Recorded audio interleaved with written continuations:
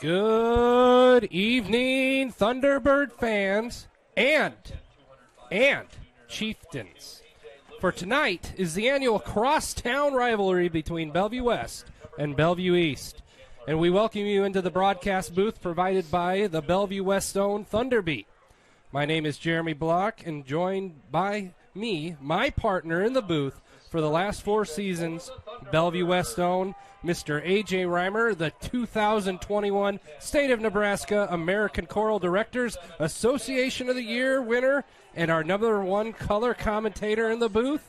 And for tonight, a T-bird twirler. Hello, A.J. Jeremy, it's a pleasure to be here. This is one of the best nights of the year.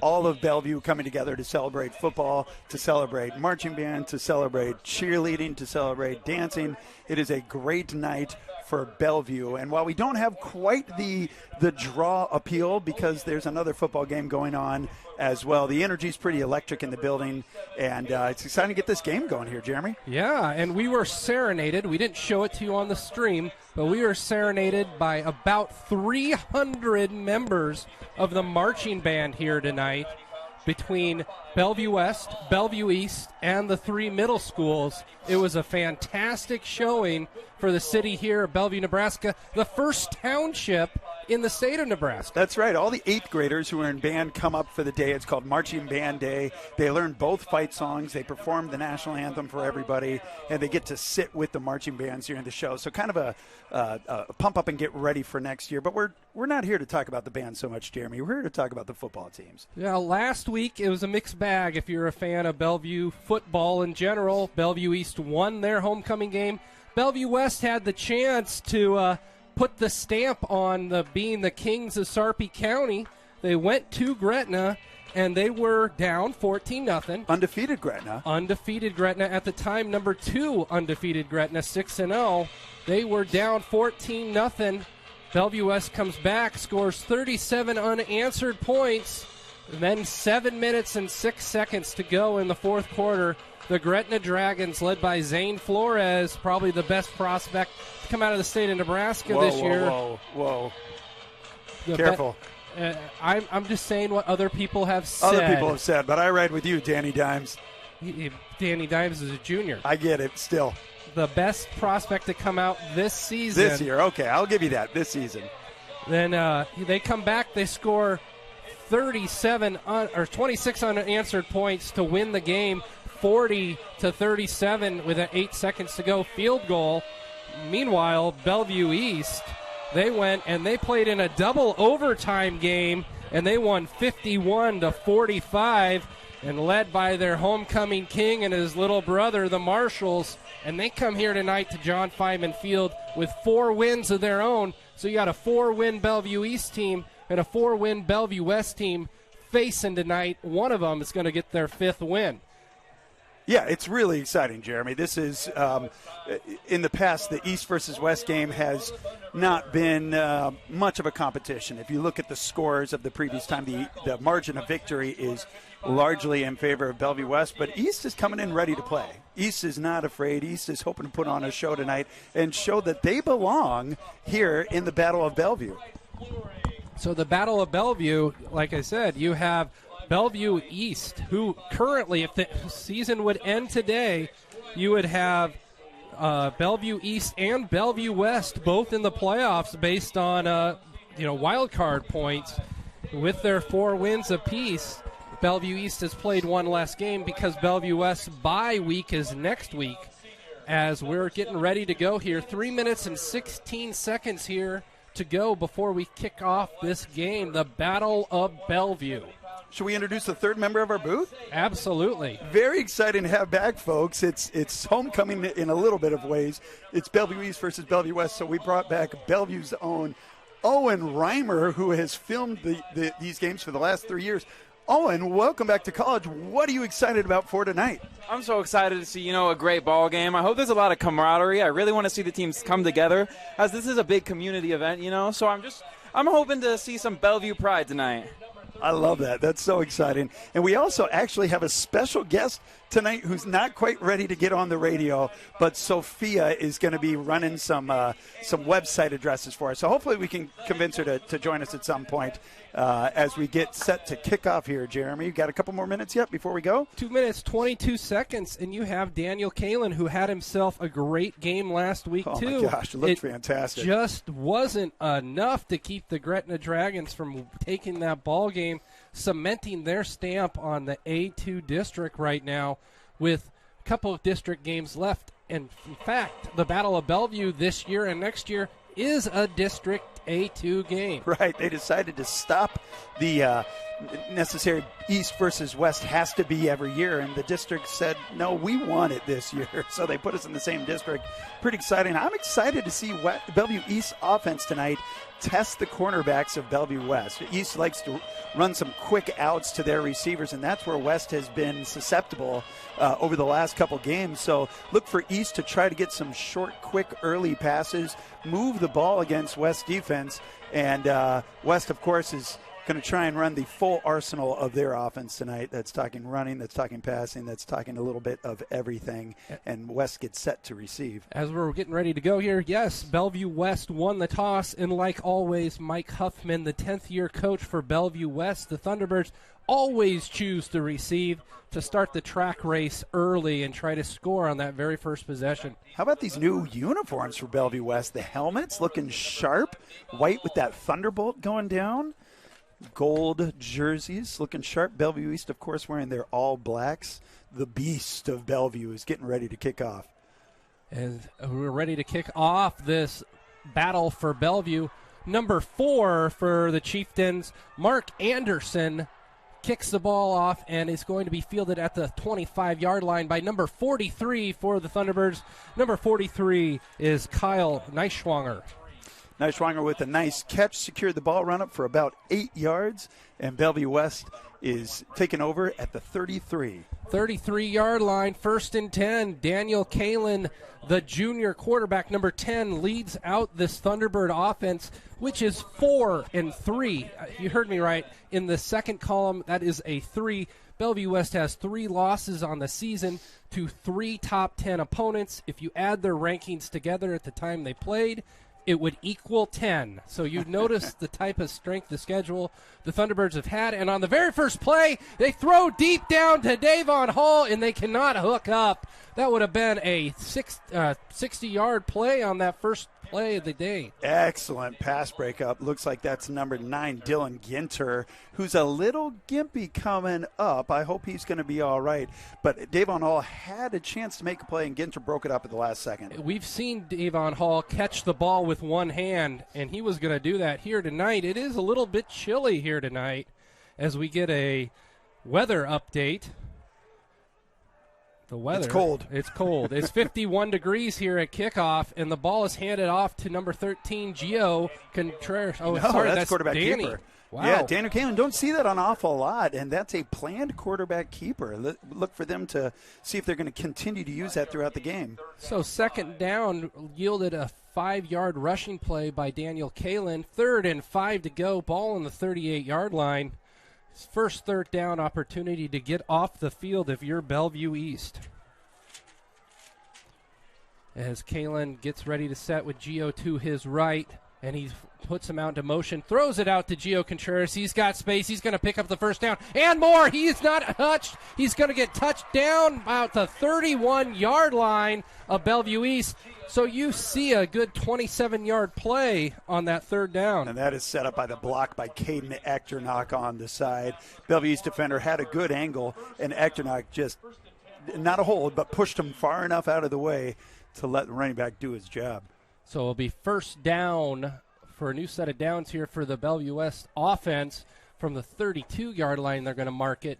1st and 10 here as Daniel Kalin with 2 wide receivers to his right, 2 to his left, and Gio Contreras right there as well. As he'll throw the ball out to number 3, Isaiah McMorris. Isaiah McMorris goes down, and he picks up first down on the first down play.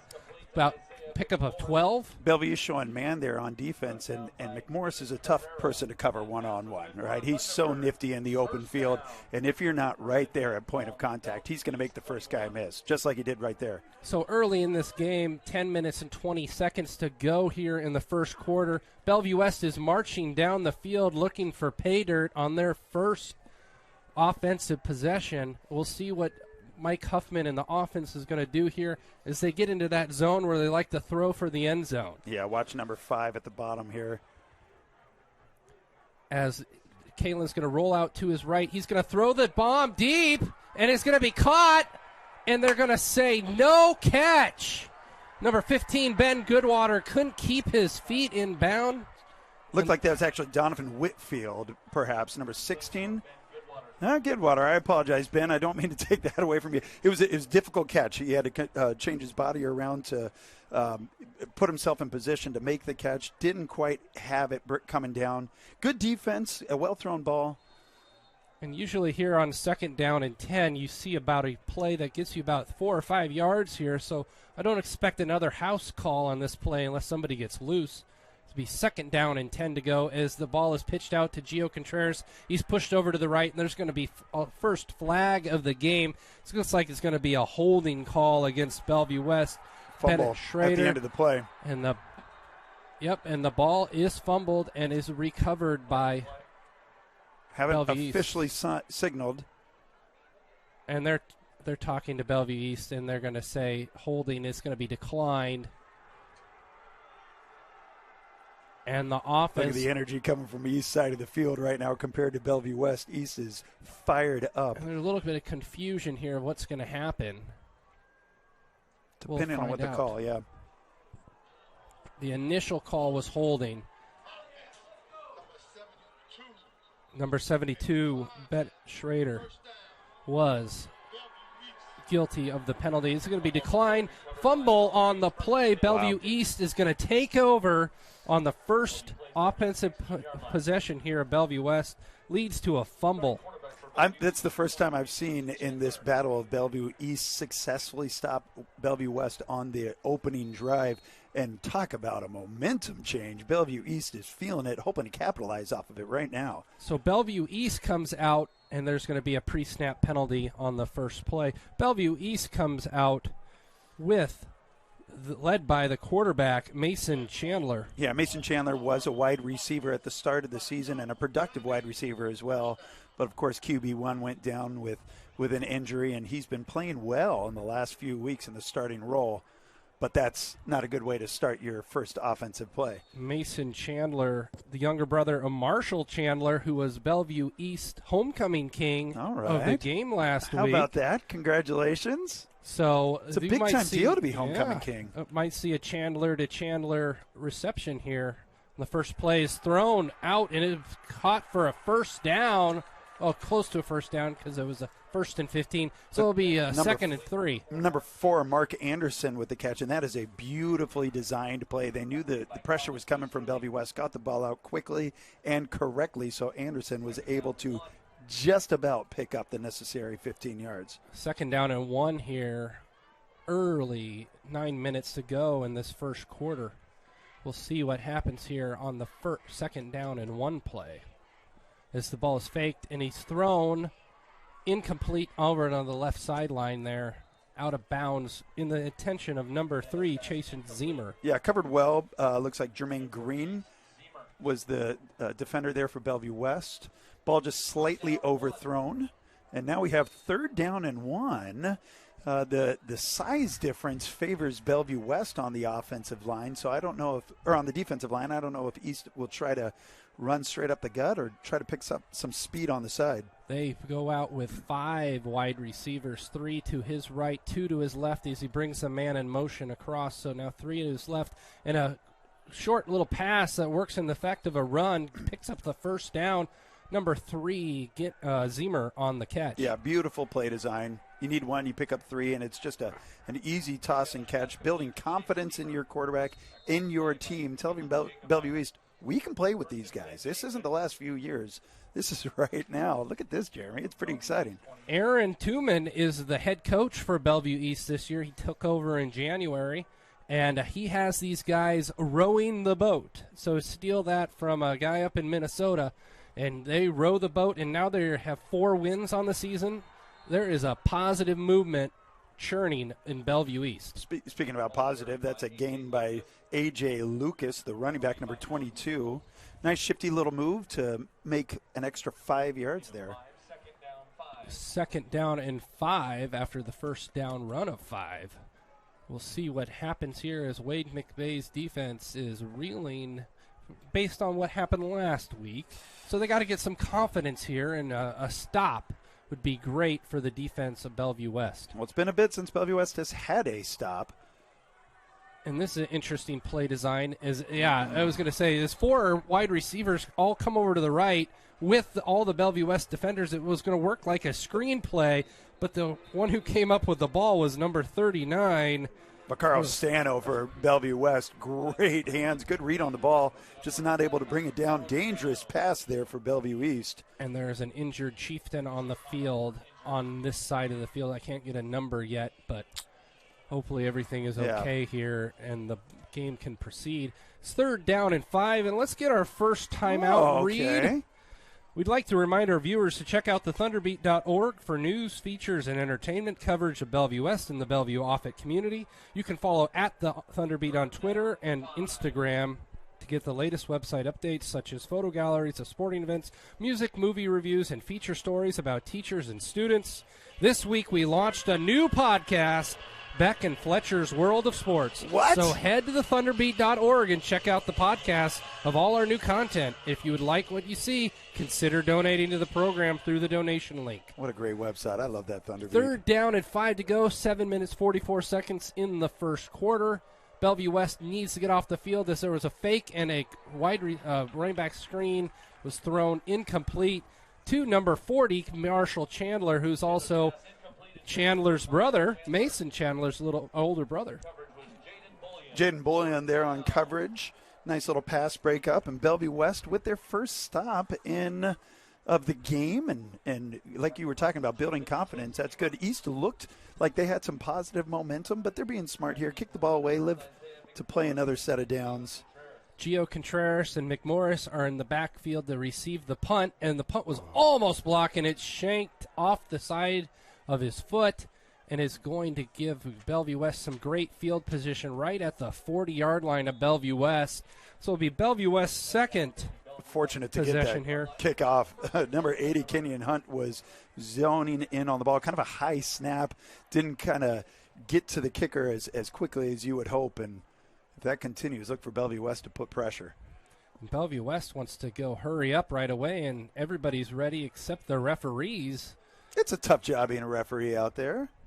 A lot of pressure, all these people watching. Now the ball's ready for play, and Kalen and company are ready to go as Echternach is in motion as he throws the ball deep to number 3, Isaiah McMorris, and he was tackled at the 30-yard line. It wasn't even a pass defended. It was pass interference. Yeah, I feel a little bad for the defender on that one. Not much you could do. You know, McMorris turned around, tried to cut back.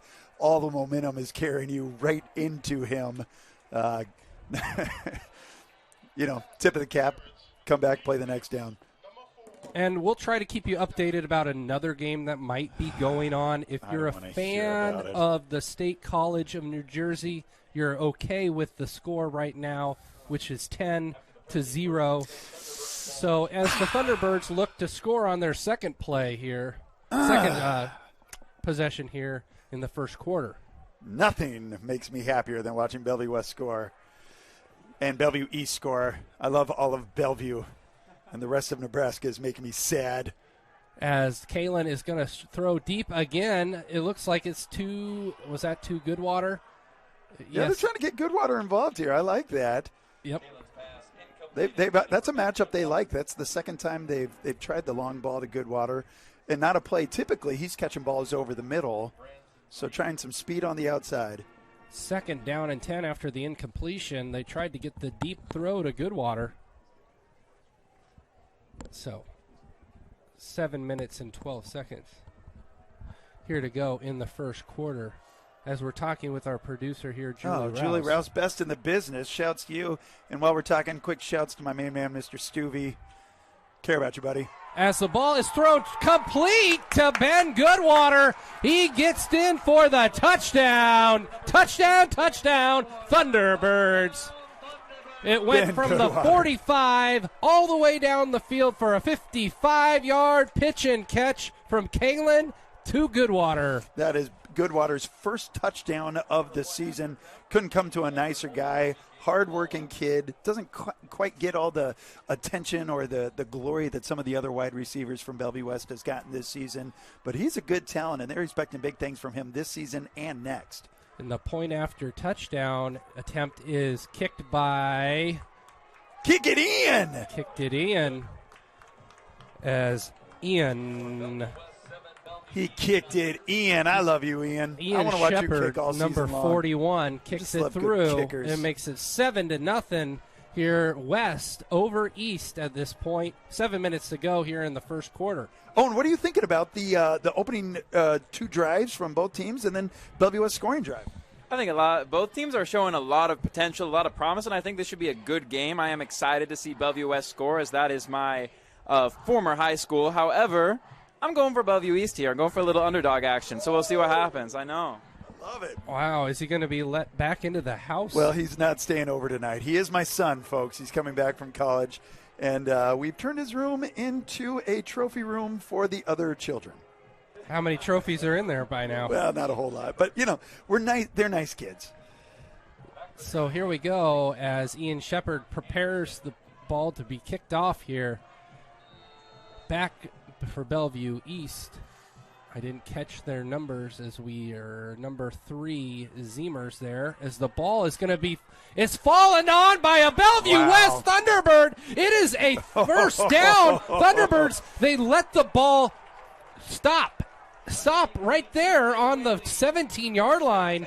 He thought maybe it was down. I don't know what Zeemer was thinking. It is a live ball at that point. Yeah, that's just a little misunderstanding of the rule. You kind of think that the ball is dead where it stops. Unlike a punt, the other team just needs to touch it. Here, that's a live ball. Bellevue West, that's the second time this season that they've done that. Of course, the first one is in the opening game against Creighton Prep. And now some pretty good field position for Bellevue West. So after the turnover on the free kick, essentially, Bellevue West has wonderful position from the 17-yard line. Bellevue East calls a timeout. Yeah, it's a timeout to tell your players, calm down. That's a huge blunder, but we're still in this game. And our question going far right now is, what is Bellevue East doing well so far? Everything except for that, right? The defense has looked good. The offense has had success driving the ball. They are obviously mentally in the game. And a kid made a mistake. That's okay. So coach calls him in and says, guys, that's okay. Don't let your eyes get too big. Play disciplined football and see if you can force at worst 3 points for Bellevue West. Our questions tonight are provided by Fletcher Anders and Beck Frazier. Those kids, great. The co-producers. One's in marching band, one's on the football team, so they would be up here, but they have other duties more important to their schooling. As the ball is thrown complete to Ben Goodwater, he's been targeted the most of the Bellevue West wide receivers tonight. Fantastic. Ben Goodwater with his 4th target in as many throws, 5 throws. That was kind of a tricky little play. I thought that was a forward pass to the screening running back there. I was fooled, Coach. You got me. 8 yards on that first down play, 2nd and 2 to go here before a new set of downs for Bellevue West. Now this time you think you're going to hand it off to Gio at this point, right?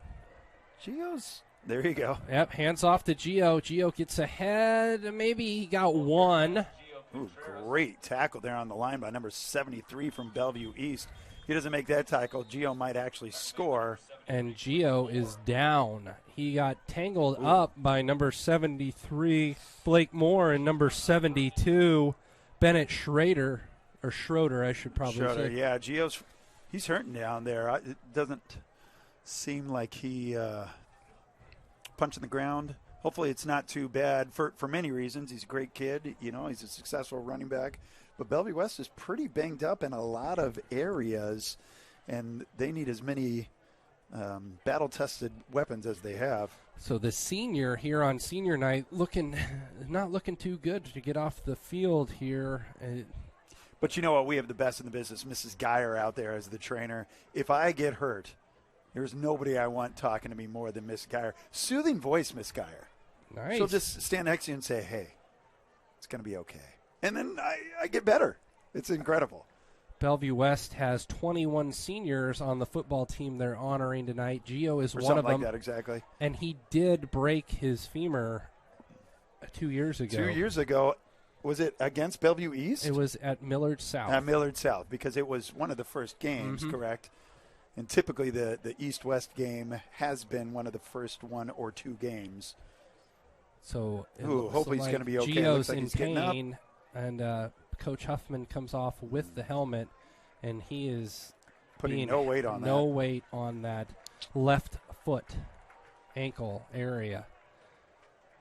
So C.J. Goff, number 24, the junior, 5'9", 165 pounds, fills in for Gio Contreras in the running back role, and he's had a great season so far as well. In fact, they are going to the Thundercat formation on this 3rd and 1 play.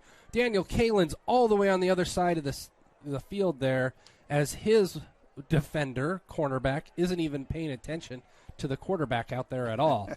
And I have never seen in the 4 years that we're doing this them throw to Daniel Kalin or the quarterback position. Setting it up for right now. How about the confidence? Goff hasn't touched the ball yet, and now they're doing a direct snap to him, trusting you. Hey, kid, go get us one. But you know how much I love watching him run. He is a power runner. As the ball is handed off, Goff goes to the left. He gets through the line. It goes into the end zone for a touchdown. Touchdown. Number 24, C.J. Goff. Huge hole up in the middle. The Thunderhogs of Bellevue West were able to open it up, and Goff with the great vision. Just pick your poison, find the open spot, hurdle a defender or two, and put another 6 on the board. So right now it is 13-0 Bellevue West with the point after pending. And we'll see what kicker Ian Shepard does. He kicks it. Ian! For a 14-0 lead here to go. 5 minutes, 53 seconds in the first quarter. Bellevue West on top. I love watching him kick. Have I said that? You've said that many times. Good kicker. I feel good about kicking. And you know what? He's a junior, so you're going to see him next year as well. Folks, that joke is going to keep staying funny. He's going to kick it in for a long time. Well, Bellevue West capitalizing on the mistake by Bellevue East. You better believe East won't make that one again. And Bellevue East, down 14, but that is a manageable score. Obviously, Bellevue West was down 14-0 last week, came back to go ahead by a lot. So we'll see how Bellevue East responds here. And this was the second time when Bellevue West recovered an onside kick. That really wasn't an onside kick this year. I don't think either were planned. All right. But they were happy with both of them. The results were positive for the Thunderbirds. As Shepard kicks it off, and the ball is, that's going to be a penalty. He called for a fair catch. The referees did not throw a penalty. He waved his arm in the air. It was going to be a fair catch. There was no penalty on the play. The whole team is saying, hey, ref, he was waving. He waved his arm, and everybody missed that play. Bellevue East is going to get the ball at the 29-yard line instead of about the 20. Number 22, A.J. Lucas, signal for a fair catch, but it was not called, and there was no penalty ensuing. Well, fortunate break for Bellevue East right there. See what they can do with it. And number 23, Mason Chandler, takes the ball himself. He goes ahead for 3. He's the quarterback. Designed run there for Chandler. He's a big kid, tough kid. Like I said, started off as a wide receiver, so he knows what to do with the ball in his hands. Bellevue West, though, quick to respond. 2nd down and 7 to go here. 5 minutes, 27 seconds. A little confusion there getting the play in. East doesn't seem to be in any rush to put the ball back in Bellevue West's hands. And I think that's pretty smart. And, we saw a couple weeks ago Omaha South do the exact opposite. They tried to throw the ball, and the ball kept stopping the clock. Right. and it seemed like the second half ended up being longer than the first half. As the ball is handed off, and it's going to be stopped for a no gain. I believe that was number 22, A.J. Lucas. Yeah, 57, Stanley Hayter got the initial hit, was able to slow Lucas up enough, and it looked like it was kind of a team tackle, but over the announcer gave the tackle to Jackson Rimmert. Good to see him playing some good ball. Vaccaro as well, number 39, Vaccaro Stano. A couple seniors there. And I counted, 21 seniors. There was 10 in the cheerleading squad, 4 on the tennis team, and 4 in girls golf. Everybody honored here tonight. That's cool. Yeah. I like that. And, of course, the seniors in the marching band honored at the last home game. Otherwise, we would have been here forever. So as the ball is taken and kept by number 23, Mason Chandler, he gets stopped behind the line of scrimmage, so it's going to be 4th down and 6 to go. Chandler took a pop there at the end. He's a tough kid. He'll be all right, but he's a little ginger coming up saying, hey, Coach, maybe let's not call a quarterback keeper all of the time.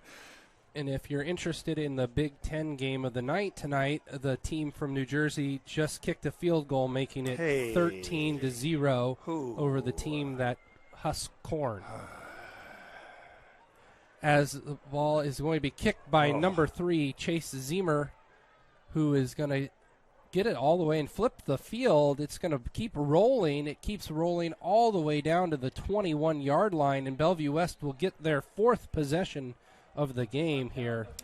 Yeah, that's an excellent punt. Pressure right in his face. He kind of had to make an adjustment to kick it. And like you said, flip the field, let it roll a little bit. Bellevue East ready to show their defense, try and get a second stop of the game here and hold Bellevue West on their side of the field. Can we stop talking about the Husker game, Jeremy? It makes me sad. We're not talking about that game. It's 13-0 in this game, or 14-0. Okay, that's what we're talking about. The other game that's out there, we're not specifically mentioning any names. As the ball is thrown over here to Davon Hall, there's a penalty on the play, and it looks like it's probably going to be illegal man downfield. We'll find out what happened here. Bellevue East had 4 guys eyeing Hall there. It's a smart game plan to double team Davon Hall. And they're going to try and make it difficult for him to be the difference. So, what's the call here? Yep. They're going to keep the result of the play. It'll be 2nd down and 10 to go. The penalty didn't help them. It just moved them back. But now the loss of down here, Bellevue East is looking at it 2nd and 10 defending. Bellevue West got to pick it up here on 2nd down. They called a number 58, but the entire offensive line was downfield already, ready to block. Here we go, Coach. 2nd down and 10 to go as the ball is thrown to Davon Hall on the wide receiver screen. He gets away and he gets a 1st down. Picks up 18 yards on the 2nd down play. Hector Knock taking down 2 defenders, creating a hole for him. Bellevue East had 3 guys right on the line, and at the last second, the defender backed up expecting a longer throw and was not able to make the adjustment as Davon Hall kind of sped by him. Here in the Battle of Bellevue, you're listening to us on the Thunder Beat. I'm Jeremy Block. This is A.J. Reimer. He's the choral director extraordinaire for Bellevue West and your Thunderbirds. One of them. As the ball is being thrown down field to number... and it wasn't caught. After, I would say, a little bit of extracurricular pushing back and forth, the ball was incomplete. No, I think that was actually great coverage there. McMorris should have had the ball. It was, I'm just saying, he kind of looked like he pushed a little bit to get open. McMorris may have pushed a little bit to get open. I think it was a good call. I think that was a heck of a throw by Davon Hall. Off the wrong foot, kind of looked wonky. And to be able to loft it the distance he did, he's got a powerful arm. Mr. Kalen's got a powerful arm there. Maybe not as much as Chad Powers, but pretty close. And if you're interested, you can find Chad Powers on Eli's Places. As Davon Hall is given the ball on a little forward pass there. He'll pick up the 1st down. All athleticism there to get around the corner on the right side. get the first down. Mason Chandler on the tackle. Subtle little juke in the backfield, kind of fake that he might turn it back in, and that's all the gap he needed to be able to turn the corner and pick up the first down. He can fly. Number 23, Mason Chandler, plays quarterback. He plays linebacker for the Bellevue East Chieftains as well. He's going to be tired. So here we go as Kalen and company are ready to go here on this new set of first on downs here, as he's going to throw the ball to Isaiah McMorris on that wonderful little screen play that they run there, and he gets about 6 yards. Dylan Ginter did something that a lot of people don't, made an open field tackle 101 against number 6 there for Bellevue West. Number 3, Mr. Isaiah McMorris. Sorry, I can't scored count. a touchdown last week against the Gretna Dragons, and how about these student sections cheering back and forth? That's kind of fun, yeah, right? East versus West. And this is the biggest opposing crowd that we have seen at a home game this year. I love it. That's great. You know, oftentimes for East versus West, there is standing room only. This is actually not as many. There's a little bit of confusion here. Is Bellevue East? No, they want a reset of the play clock. So it's 2nd down and 7 to go. And you hear a defense chant from the Bellevue East sideline. We haven't heard that yet. I think it was a "we can't hear you." As the ball is handed off to C.J. Goff, and he powers through. It was 2nd and 8 to go, and he picked up 18. That was everything you want in a running back, right? So decisive move, picked his hole, ran right to it. Quick cut to the outside, make a defender or two miss, and then the power to bring it home. That was beautiful. 1st down and 10 to go here. He's a senior? C.J. Goff is a junior. Maybe the heir apparent to the running back position if he earns it on the offseason. That's right. I'd hand it to him. As Daniel Kalen is in the shotgun, he runs, and he's going to get taken down for a loss. He will get a sack. If you're marking down statistics-wise for Bellevue East, they pick up a sack of 2 yards. Yeah, East has had success bringing pressure from the ends, but that time the ends were able to hold them up long enough to come up the gut. Smart move of Kalen to just tuck the ball down, take the sack, go on to 2nd down. Kalen was looking for Hall on that play, and Hall is communicating with the sideline that it wasn't there at the time, Coach. 27 seconds to go in this exciting first quarter, which leads Bellevue West 14, Bellevue East 0 at this point.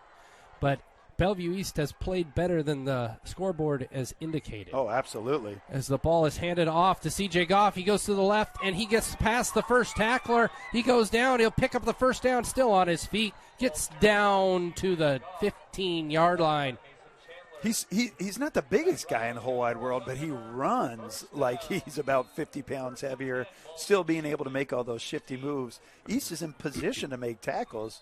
Goff's just making it hard for him. 19 yards on the last play of the first quarter. Again, the score here is 14 for Bellevue West. Bellevue West 0 after 1 quarter, as they will flip fields. Bellevue West will start going to the south. Bellevue East will start going north.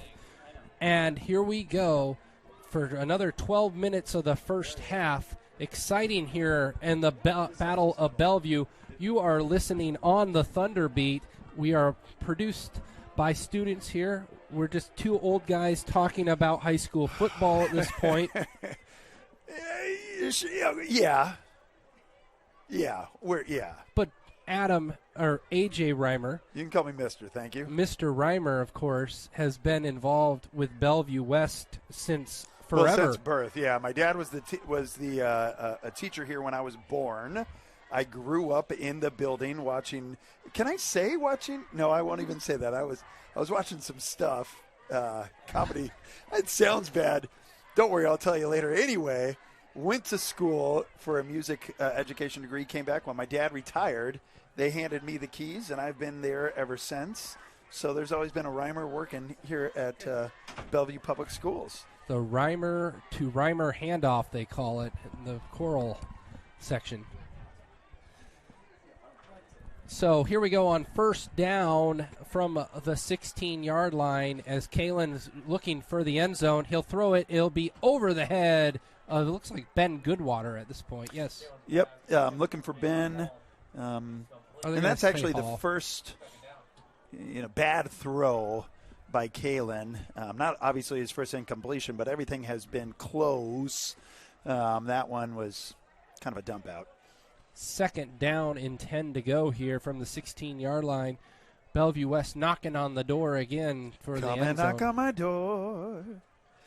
We'll be waiting for you. As the Three's Company references come in. And it's Bellevue versus Bellevue, East and West 2. As the ball is handed. No, it was a fake to C.J. Goff. He'll throw the ball to Ben Goodwater with his 2nd touchdown, Thunderbird. Great redirection of the body by Ben Goodwater. It's his coming out party tonight, Jeremy. Ben Goodwater hasn't scored a touchdown for Bellevue West all season. Ben Goodwater had an unfortunate fumble in one of the other games. Felt bad about that, but he's got to be feeling really good right now. He's been the focus of this offense for Bellevue West. Number 41, Shepard, comes in with Kavala holding as he'll kick the ball in to make it a 21-0 ball game here. 11 minutes, 45 seconds as Mr. Reimer is taking a selfie with Mr. Reimer. Listen, back in the booth again. I love having my son here. I'm so proud. That's what's kind of fun about Bellevue versus Bellevue, right? You walk down in the sidelines, you just see people that you haven't seen for a long time, friends, co-workers, former students. And yes, both teams want to beat the other team badly, right? Both marching bands want to outperform the other marching bands, the cheerleaders, right? But it is a celebration of a town that is pretty darn close. So it's cool, and if I have the opportunity to take a picture with my boy, best believe I'm going to do it.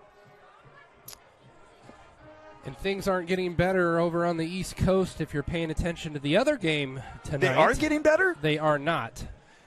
As misfortunes from the team from the triple landlocked state is not looking that great. As the ball is kicked off again here by Shepard, it is called in by, I can't get a number as he caught it there, but the ball is going to be down at the 25-yard line. I believe it was number seven, Nate Ritchie on the return. Oh, Richie, you're so fine. Jeremy, if you keep giving me negative score updates, then I'm going to... Why is everyone giving me... Rouse is showing me negative Nebraska stuff. Jeremy's telling me... I only report what's happening. I don't create what's happening. What was that?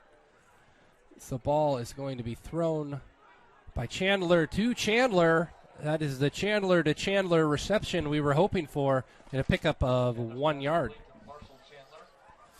Mason to Marshall, younger brother to older brother on that play. That's kind of fun. Number 79 for Bellevue West, Jackson Remmert comes off the field. Yeah. He is a senior here tonight. He's a big fella. That's a big kid. And a nice little singer, too. His younger brother, Patrick Remmert, doing a good job in freshman chorus. Do you think the football fans care about Jackson's younger brother's singing prowess? Probably not. But, when you are the choir teacher, as the sack comes, you can see it happening all across the field. Number 38, Nathan Hudek. Coming off the line. Hudek, a senior himself, being honored here tonight with the sack. So it'll be 3rd down and 19. It was pretty exciting. Like you said, the entire stadium saw it. Unfortunately, the quarterback did not see him coming, was not expecting that. Did a good job of holding on to the ball, though, and not fumbling it. 3rd down and 19, and Bellevue East is looking for a big play here on 3rd down to pick up the first and keep going northward. But you got to be smart, too. You don't want to throw an interception. Here at John Feynman Field, and he is going to throw the ball out of bounds. He's out of the tackle box. Yep. He got past the line of scrimmage. It will not be a intentional grounding play. Be 4th down and 19, and the punt team comes out. Number 3, Zemer, Chase Zemer, is the punter. He'll come out. He's a senior himself. Yeah, smart play there. You know nothing's happening, so don't force anything, right? Get the ball out of bounds, kick the ball away. 21-0, it's not the score that you want it to be, but at least give the ball to Bellevue West past the 50-yard line, hopefully. Zemer kicks the ball off and is going to head towards Davon Hall. Davon Hall smartly gets away from it. It's going to be down at the 40-yard line. So Bellevue West will come out for their 5th offensive possession. Bellevue East, who had a 3rd one because of that onside miscue, ends up in another punt. I don't understand how Siebert hasn't had a punt blocked yet. Bellevue West seems to be right there. He's doing such a great job of getting the ball away and kicking it well, too. Often when you have pressure, that's a shank or that's a short little kick. He's doing a great job. Bellevue West comes out. Kalen has a wide receiver to his right, 3 to his left, and C.J. Goff there in for protection as well. As the ball is thrown all the way down the field to number 5, Davon Hall, and he comes up limping, folks. Davon Hall is grabbing his knee. His ankle looks like. It looks like the ball is caught complete, but this was terrible news after losing Gio Contreras to an ankle injury. He's on crutches over here on this side of the field. And it looks like Davon Hall is holding his knee. Maybe his helmet is off. Oh, goodness. So it will be first down from the 18-yard line here at John Feynman Field. You're listening to us on the Thunderbeat, Bellevue West's own. Yeah, you don't want to see that to anybody, obviously, but when it's a kid that has the potential to make some significant noise at the next level, you hope that it's just something minor and hopefully he's able to get back and be successful moving forward. And he is putting weight and he's walking off on his own power. So a big sigh of relief. Maybe it's just a cramp. Maybe it's just a tweak. But he is walking off on his own power.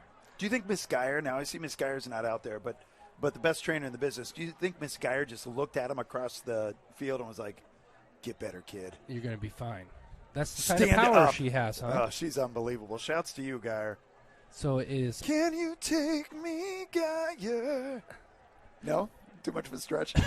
First down and 10 to go. Ball from the 17 as we get Corn references. K-O-R-N. I love Cohen. Cohen. You never know what you're going to get when you do a football game with this guy, folks. You get fun. I love That's what you get.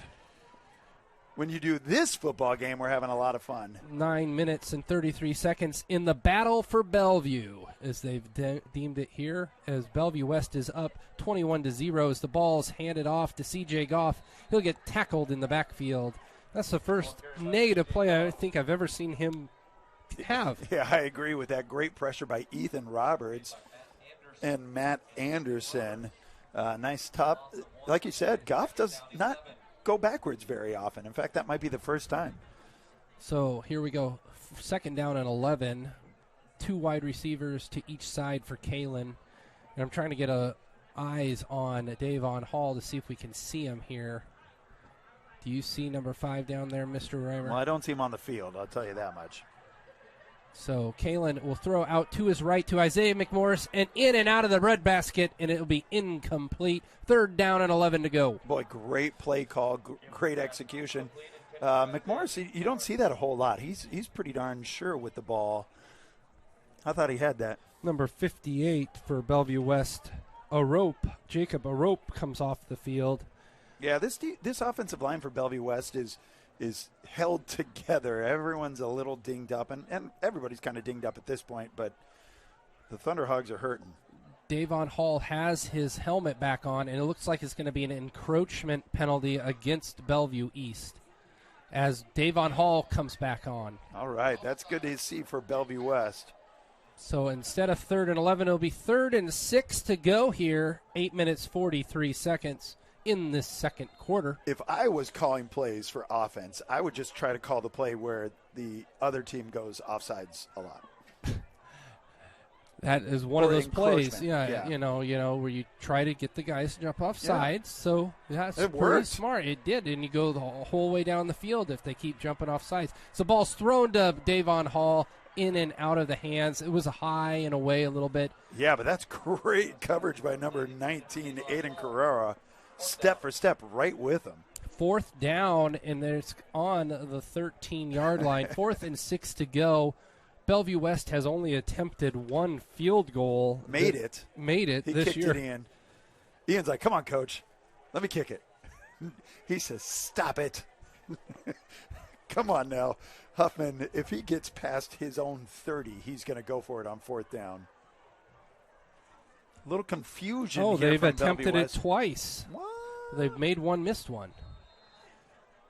And there will be Timeout a timeout here for Bellevue West. So we get another timeout read. Students and parents, it is the first count time. Please turn in your first count form to your teacher.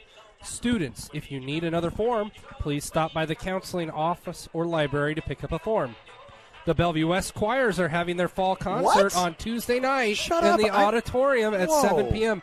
Mr. Reimer, tell us more about it. Listen, if you're a fan of music, this is an opportunity for you. We have kids. We have 5 choirs performing: freshman chorus, concert choir, Ari Harmony, West High Singers, Project 424, doing a wide variety of the greatest hits from the 80s and 90s. And today, of course, 80s would be the 1800s, the 1900s, the 2000s, a little bit of everything. And featuring Carl Orff's Carmina Burana.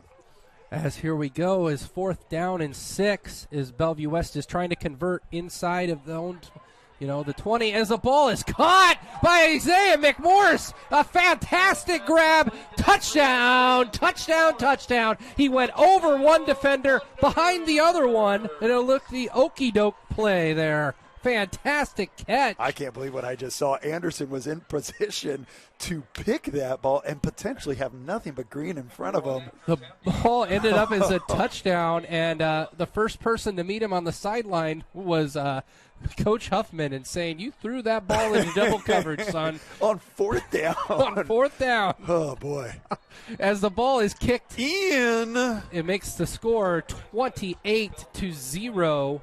That's the most athletic catch I've seen all season. That is great. That was impressive. I hope to see that all across Twitter tomorrow. Oh, I hope so, too. It reminds me of when I used to play football with my brother Ben. He would say, give me the ball, and I would just say, give me that ball, and take it back from him. He's just a nice little guy, Ben. Miss you, brother. Another Bellevue alum. Ben Reimer, the youngest of the 3 Reimer brothers that have all made their name here at Bellevue West. Yeah, Ben could bench press, I don't know, a ton. That kid is thick with 2 C's. He is huge. McMorris with the acrobatic play on 4th and 6 to go for first down. Hall's in the catch. It was just impressive, That's folks. pretty exciting. That's great. 28-0 here, Bellevue West.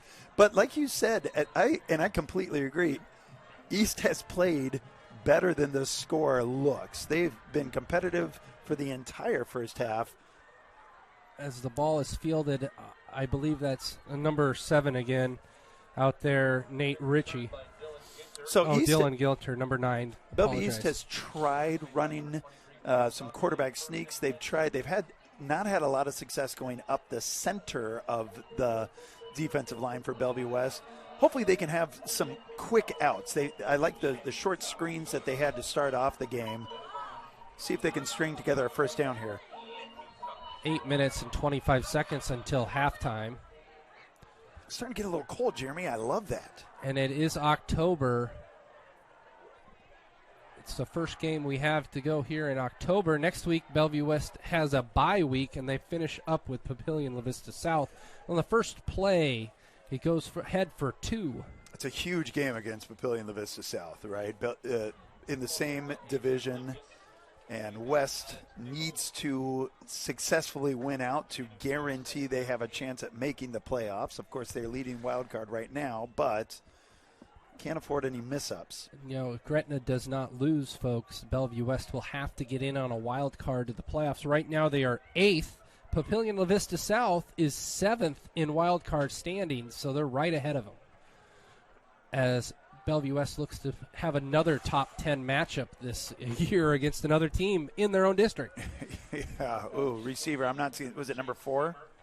No, number 3 for Bellevue East. That's going to be Chase Zemer limping. He took a shot at both knees on that one. That's unfortunate. He knew the hit was coming, didn't secure the ball. took the hit anyway, and he's hurting right now. So this is the 8th game for Bellevue West this year. 6 of them have been against teams in the top 10 rankings. It's been a brutal schedule. A lot of fun to watch. Some pretty exciting games, both for going Bellevue West game and going the opposite way. 3rd and 8 to go for Bellevue East as Chandler is being ran around, and he will pick up the first down by his legs. Good play by number 23, Mason Chandler. That was incredible. He had 3 or 4 Bellevue West defenders coming at him, and he turned on the gas, was able to make the corner, and then received a tough hit, but kind of gave a tough hit at the end there, too. Chandler Bing. Chandler Bong, Mrs. Chandler Bong. 7 minutes and 18 seconds to go until halftime. Do you know every kid on both sidelines, Bellevue East and Bellevue West, will get that reference? High school kids love Friends. I don't understand it. They love Friends. Wow. I thought you were being farcical, but you're not. Facetious. Stop using big. What? So I thought you were being. Second down after the first down run of 1. I thought you were joking with us, Mr. Reimer. Joking. No, but it's true. The They love kids it. love Friends. The kids love having friends and watching Friends. They like The Office. They like. Oh, and what do the kids like watching these days? It's really hard to tell. It switches. A lot of people. Owen's going to say Breaking Bad. Better Call Saul. Better Call Saul is absolutely fantastic. Not for high school kids to be watching. I thought you'd say Rick and Morty for sure. As the ball is going to be faked and thrown almost to the hands of number 21 for Bellevue West, Asher Jenkins. Asher Jenkins just wasn't ready for it. The ball came so fast and so hard. Hit him right in the hands, though. He'll want that one back. Maybe Sophia can. Sophia, what if you could watch a TV show right now, what would you watch? Breaking Bad. These kids, Jeremy, I'm telling you. You know what I would watch? The Great British Baking Show. It's fun with Paul and Prue. You know, when you're old, you enjoy those baking shows with no drama. You say that like it's a made-up drama. Let's put it that way. Oh, there's drama. 6 minutes and 22 seconds to go here in the second half. Will the snap be crisp? As Chandler throws the ball incomplete in the direction of his older brother, Chandler. Yeah, Marshall was, and he was open, right? So just a little miscommunication. A lot of times when you see the receiver point in the direction, you kind of want to say to the receiver, no, keep that on the sidelines. But that's an older brother telling his younger brother, hey, you screwed up. As an older brother myself, I've done that so many times to my younger brothers. As the ball is kicked off by Zemer, and I just noticed now he's a left-footed punter. I don't know how I didn't notice that. It's one of those lefties. They're good. East is downed at the 26-yard line. Bellevue West will come out for their 6th offensive possession of the game. What about the TV show Cheers? Do you think kids watch Cheers anymore? Oh, and have you ever seen Cheers? Oh, Cheers is great. So let's just talk about what NBC had. They had Cheers that went into Seinfeld, that went into Friends. Unbelievable run. Oh, my goodness. And if you're paying attention to the other game here tonight, it is halftime in the state of New Jersey, the Garden State, with the home team up 13-0 on the other side. As the ball is thrown incomplete to Echternach on the first down play. And I say nothing instead of 0 pointedly, that the other team that's playing in New Jersey has no points. I'm not very happy. Do you know why Echternach dropped that ball?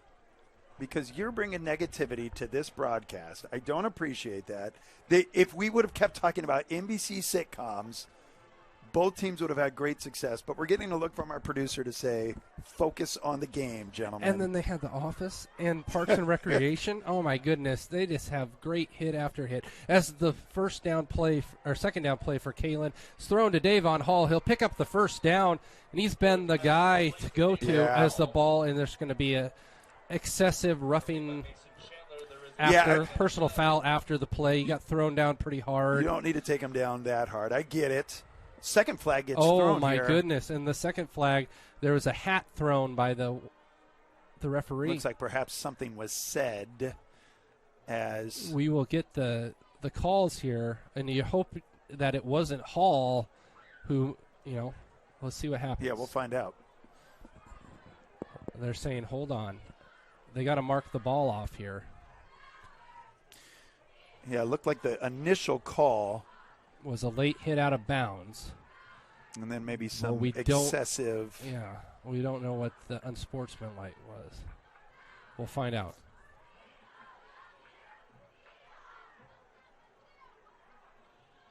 We'll hopefully get a call here. Personal foul. Look how far they're moving. Yeah, it's on both on Bellevue East. On the coaching staff. So you get a Bellevue East penalty that moves that ball down the field 15, and then the coaching staff for Bellevue East picks up an unsportsmanlike conduct penalty, makes it a 30-yard play after the first down after Hall's catch. Wow. Boy, that's so tough. And here we go. Kalen from their 30, or from Bellevue East 30. And this is usually where they take a shot, and he's going to take that shot towards Isaiah McMorris, and it falls incomplete. Yeah, he took the shot, but Bellevue East, with the best pressure they've had all night, brought the whole team against Kalen.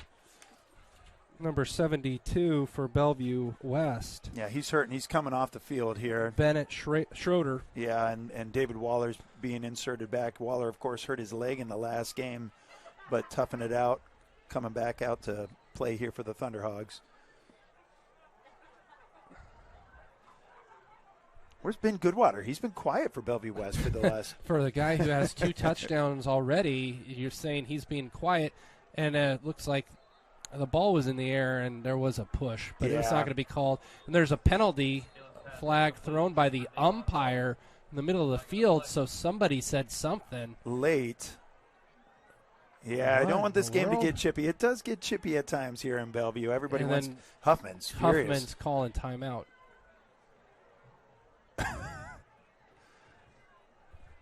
Oh, what's going on with 5:35 left? Interesting that Huffman's calling timeout there.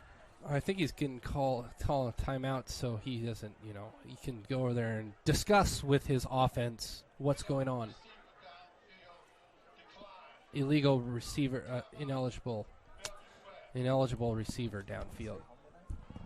So 3rd down and 10 to go. Here we go, as after the timeout.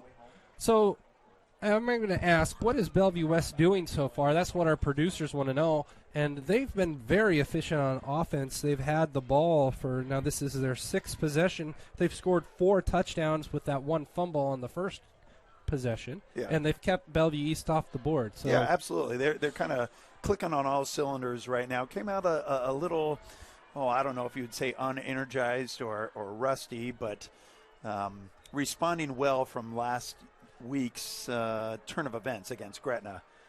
Huffman's fired up. He's frustrated with something there.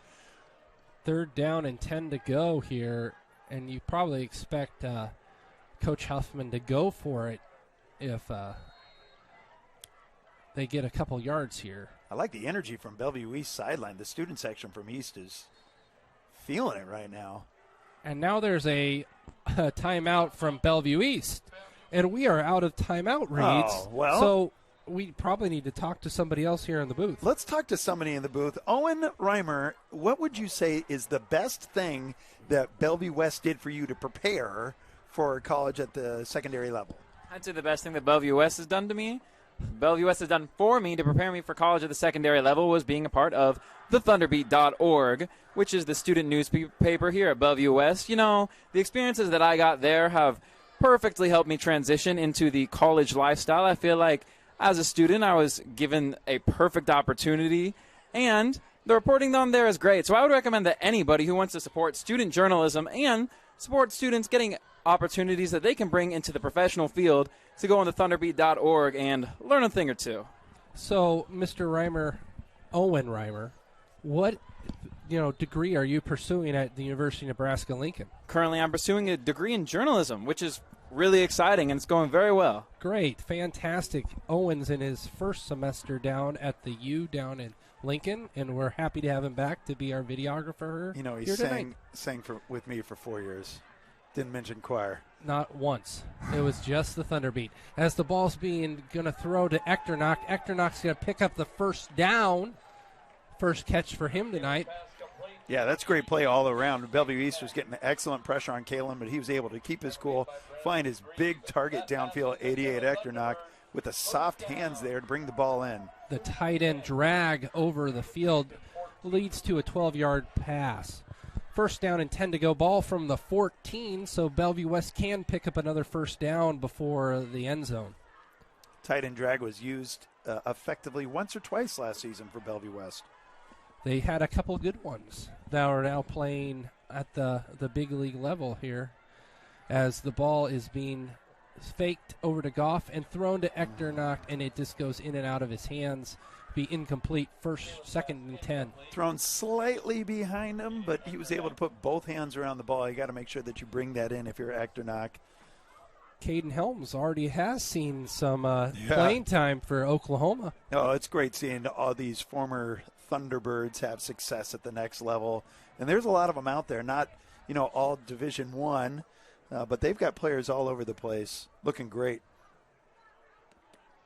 As Kalen has 3 wide receivers out to his left, 1 out to his right, and we'll see what happens here on the second down play. As the ball is thrown as a running back screen, and they were ready for it. Number 23, Mason Chandler, with the great tackle on the screen as the linebacker / quarterback. He read that one perfectly. Goff, received the ball, turned around, didn't have any room to go. Excellent tackle. For a tease for halftime, I hear there is a Thunderbeat video that you're going to be able to watch during halftime today or tonight. I'm telling you what, I wake up in the middle of the night sometimes scared because something new has been posted to the Thunderbeat and I've missed it. I love that website. So here we go as Kalen's ready for third down and 10. They converted on the last third and long. And we'll see what happens here on this third and long as he's throwing the ball incomplete over the head of Isaiah McMorris, who was in the end zone at the time. So it'll be fourth down and 10 to go, and they're bringing out the kicking team for Ian Shepard's chance to kick it. Ian, that was well defended by Bellevue East. Kalen slightly off there on his throw. He thought McMorris was 7 foot tall instead of what he actually is. Isaiah McMorris is listed at 6 foot. Well, there you go. As the ball snaps good down, kick goes. Not in.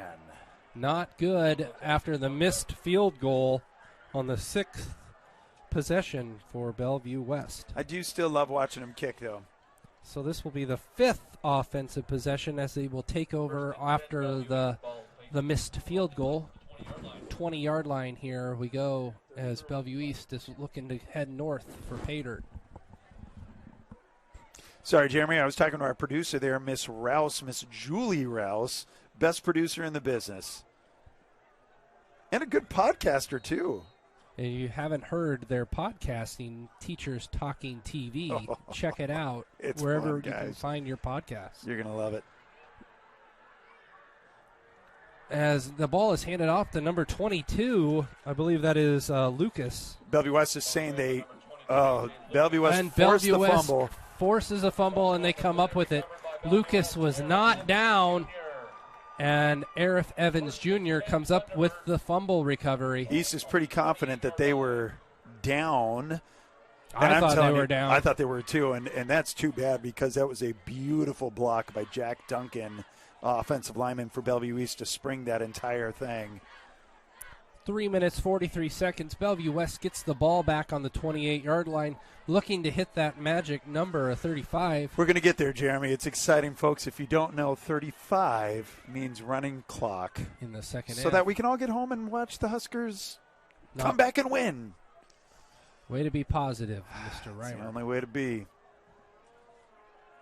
As the ball is handed off, it's a forward pass, so he'll get passing yards, and Isaiah McMorris goes down for a first down.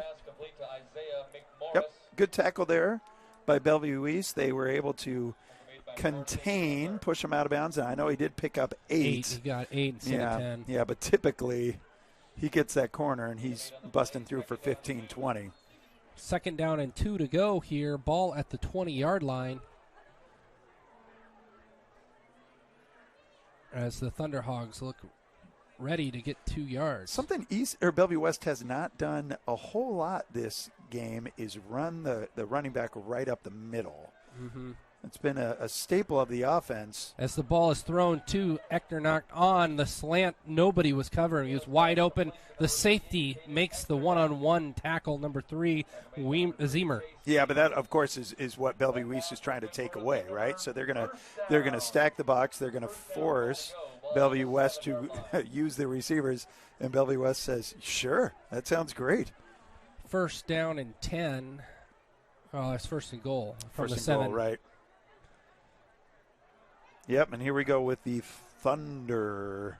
What are we calling it? Thundercat? Yep, the Thundercat formation. Daniel Kalin is out to Nobody the knows right. their blood on the floor. Not to be confused with the animated show Thundercats, as C.J. Goff goes ahead. Oh, and he gets stopped at the 1-yard line. Stopped at the 1. 6 yards. I thought he broke the plane. I did too. Can we show a replay? No? Do we do that here? We don't. No And replay. congrats to other schools that can do that. I know. That was cool that was watching that really against nice. Gretna. Yeah. Or other schools, sorry. Other schools. Yeah. But And sometimes it got in the way. Thundercat formation again here on 2nd and 1. And Goff is going to go in for the touchdown. And that is his 2nd touchdown tonight out of the Thundercat formation. Yeah, Wes obviously loves to run the Thundercat when they're inside the 10. And, you know, typically that is going to be Gio Contreras' territory. He, of course, is on crutches right now, hoping that it's nothing too severe, but Goff making his name be heard.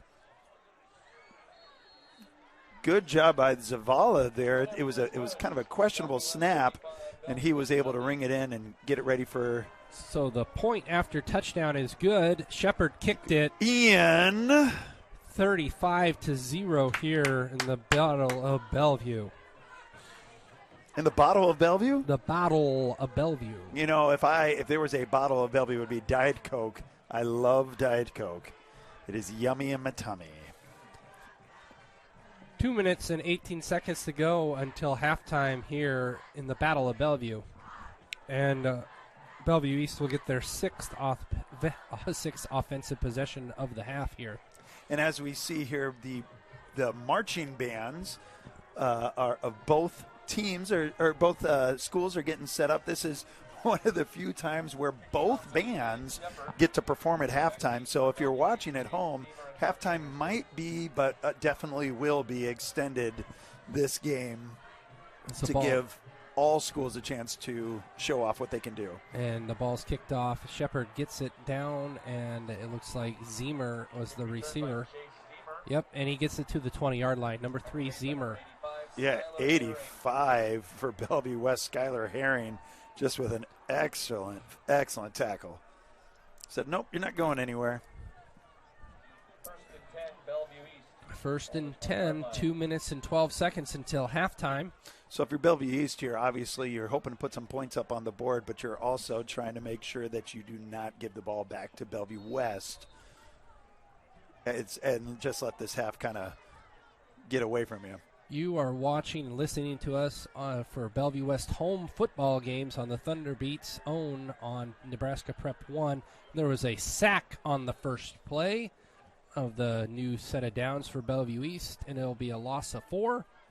Yeah, well-disciplined defense there from Bellevue West. It was a designed quarterback keeper that was going to try and leak coming our way. He forced it the other way, or tried to sneak it around the other way, and West was just waiting for him. I didn't catch the number, though. 2nd down and 14 after the sack, and the clock moving here. 1 minute and 30 seconds to go until halftime. Yeah, East is in no rush to call this play. I think that's pretty smart at this point.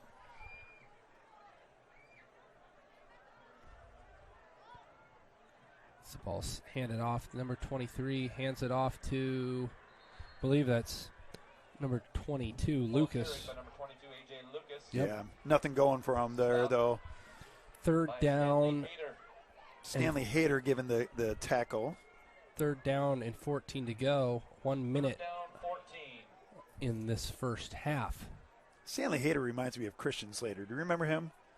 Some good movies with him. Owen, do you know that name, Christian Slater? Yeah, I don't know. Have you seen any broken arrows? The first thing I think of when I think of Christian Slater movies. Oh, Robin Hood. Remember? Yeah, I remember Robin Hood, but that's not the first movie I think of. As the ball is being thrown by Chandler, it's incomplete. Yeah, So looking for number 3, Chase Zemer. Just a little seconds over his to head. go, as Zemer will now come back and be called upon to punt the ball back to Bellevue West. 4th down. Look for West not to push anything here. Yeah. Down the ball, perhaps even take a knee going to halftime. Yep. Back for Bellevue West, Isaiah McMorris and Calvin Easterling. Calvin Easterling and McMorris back there as it looks like a penalty. Encroachment against Bellevue West. Oh, wow. Fortunate for Bellevue East because that ball was snapped low, and that could have been dangerous. So it'll be 4th down again and about 9 to go. Punt formation still out there for Bellevue East, the Chieftains, in this crosstown battle for Bellevue. Christian Slater or Dave Franco? Who are we going with? As the ball is kicked off and it is going to be downed at the 49-yard line of Bellevue West. I'm telling you, he's had great kicks Yeah. all night long. Down at the Bellevue West 49, 1st and 10 Thunderbirds. Shoot, kicking almost from his own end zone, able to put it on the other side of the 50. That's impressive. So on the 1st down play here, I expect just to run the clock out. Yeah, I'd think so. They don't seem to be in any pressing issue here. I would think that you would just take a quarterback kneel, but Kalen is talking to his receivers For sure. like something's going to happen here, and the ball is going to be thrown down the field to number 5, and it's in and out of the hands. But I didn't expect that. You know, I didn't either, but Huffman likes to score. It's fun to score points, and if you've got an opportunity to work on your 30-second drill, there might come a time in the playoffs where you need to advance the ball here, so you can try to iron out a few wrinkles with your team. So 35-0 in this first half in the battle for Bellevue. As Kalen on 2nd down and 10, 17 seconds to go here. A little confusion on the defense for Bellevue East. And the ball is going to be snapped and thrown downfield again to Davon Hall. Davon Hall gets away from his defender, makes a nice shifty move, and the rest of the field is coming to gang tackle him. And 5 seconds, and there's an injured player on the field. Oh, shoot, the last thing you want to see at Bellevue any West time. calls a timeout, their last one of the half. Interesting to call a timeout here by Huffman, looking to put some more points up on the board, and he seems frustrated with Galen. It's Interesting 35-0 in this ball game. Let's remember that. And no more timeout reads, Jeremy. No more timeout reads, and Well, that's exciting. Now, let's talk about the Thunderbeat a little bit more. The Thunderbeat had what was the video you were watching earlier? Something about I think lattes? we can watch it here at halftime. Oh. Don't tease it too much. Well, I'm going to tell you this much. You know how much I like it? I like it a latte. Thank you very much. You're going to love it, too. It's going to be fantastic. And I'm not going to watch it because I'm going to watch the Bellevue East Marching Band and the Bellevue West Marching Band. And, 2 award-winning programs here. That's for those of you who don't follow the marching band world, it's just as intense as the football world for the people that follow it. And there's a lot of people that follow it. So you look at the crowd here, it is jam-packed. I'm guessing the good chunk of them are here to see the marching bands. And I'm excited to see Bellevue East. First time I've seen their show this year, and first time we've seen the closer from Bellevue West. So here we go. 1st and 10 to go from the 33-yard line. And Kalen rolls out to his right. He will throw at the end zone and is going to be caught for a touchdown off the deflection. Touchdown, touchdown, touchdown. Thunderbirds. Isaiah McMorris with another fantastic touchdown catch. His second one of the night. Two fantastic catches. That's why he run the tip drill. Now, that one was a little bit different from the first. The first one, he went and got it. The second one was kind of handed to him. Wow. And that's just too bad. Defender's in there to make a play. It was right in his chest and just wasn't able to come down with it. And then it took the worst possible bounce if you're Bellevue East. So the kick is up and good. Makes it 42 for Bellevue West. Bellevue West East 0 in the Battle of Bellevue here tonight. You're listening to us, watching us on the Thunderbeats coverage of the Battle for Bellevue on teamprep1.com. Due to copyright restrictions, we are unable to show you the marching band's performance, but we do have a nice video produced by the Thunderbeat. Enjoy that during halftime. We will see you back here for the second half.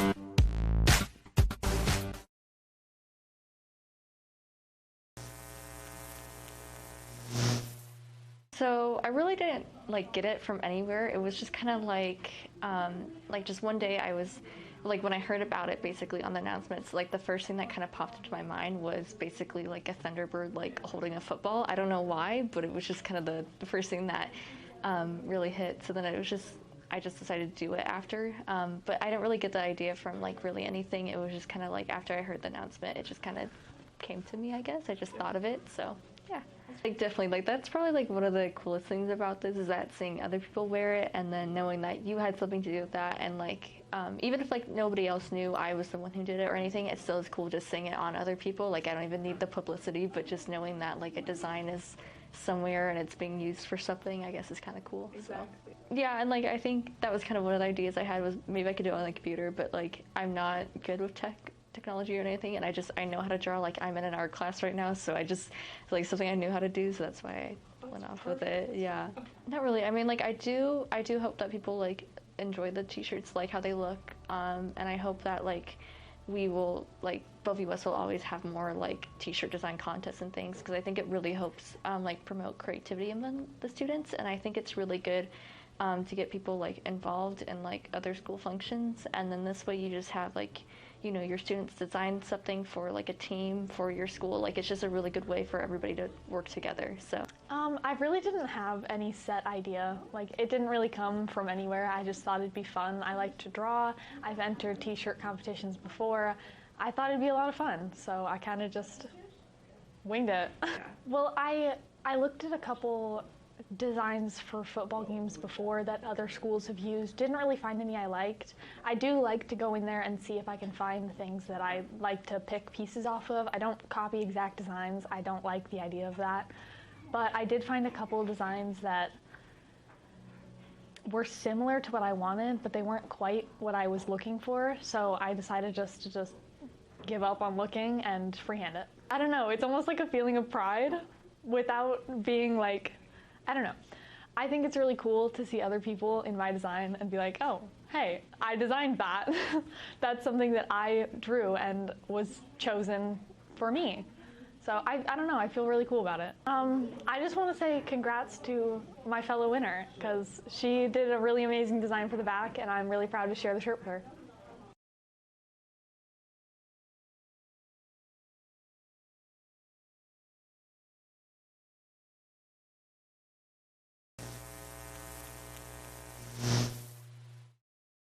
Hey guys, I'm Addie. I'm Lydia. I'm Brooklyn.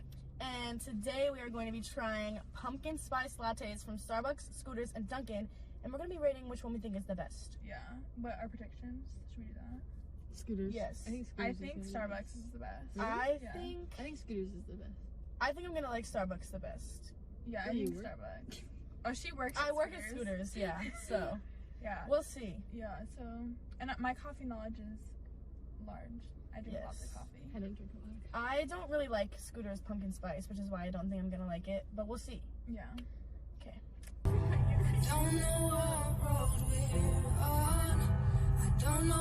We're at Dunkin'. Slay! I'm ready. Okay. Can I get a iced pumpkin spice latte? For them this. Here is Massive. So none of us like whipped. Well, actually, I don't know if Brooke likes whipped cream, It's but fine. I don't like whipped cream, and neither does Addie. This It is kind of looks cute. good. It looks Okay, cute. so when we ordered it, they rang it in as a large iced chai with 4 pumpkin swirl, which means that it's They don't a actually chai with pumpkin in it. So, yeah. Should I try Do I this? mix the? Okay, wait. I don't want the. Sorry, I touched the top of the straw. Okay, ready?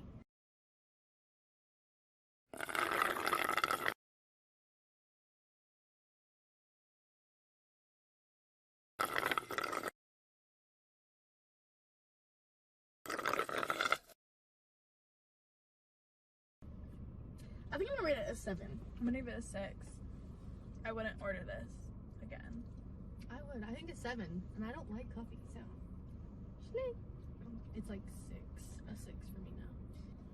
Okay, 6 out of 10. On to the next Yeah, I one. think I'm gonna stick with 6 out of 10. We're at the Scooters that Addie works at. We And we're about to order here. So it better be good or I'm firing you.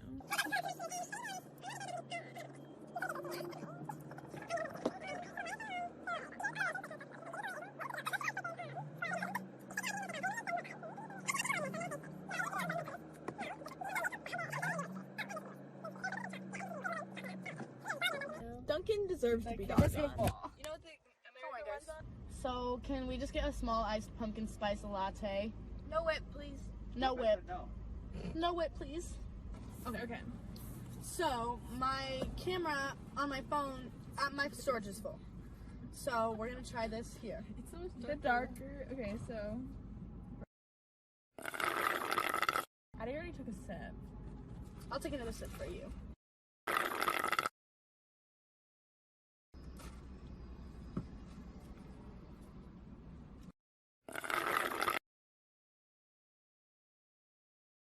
I wanted to rate it higher. See, it just. Wait, let me try them next to each other.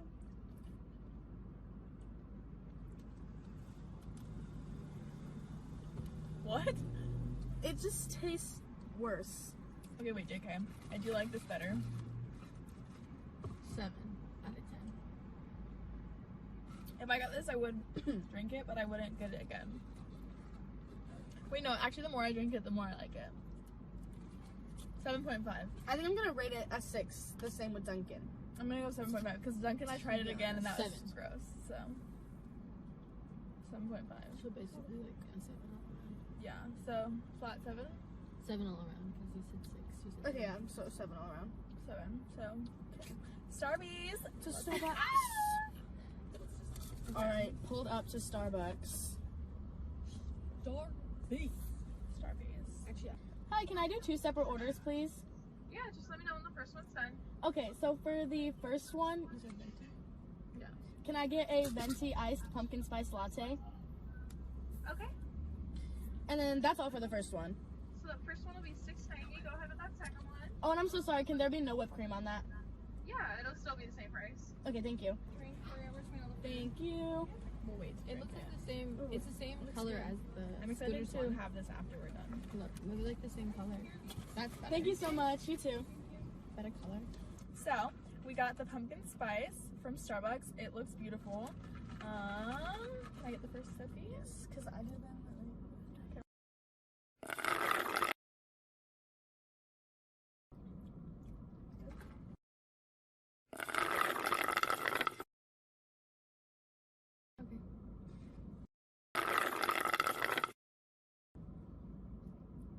It tastes a lot like it does, but the coffee But tastes it's better. different. Yes. So it tastes a lot like Scooters, the same pumpkin flavor-ish, but the It's just better. I don't coffee know. is like smoother. Does Yeah. that make sense? Scooters coffee is just less. I might work at Scooters, but I definitely like Starbucks coffee more. I think I'm gonna say this one's an 8. This one's like. This is gonna sound stupid, but this one gives me like dark and that gives me light. Yeah. Like when I drink it. I'm gonna rate this one an 8. If that makes any sense at all. Me deleting all Yeah, this. I'm gonna say an crap. 8 too. Yeah, no, Starbucks is definitely better once I drink more of it.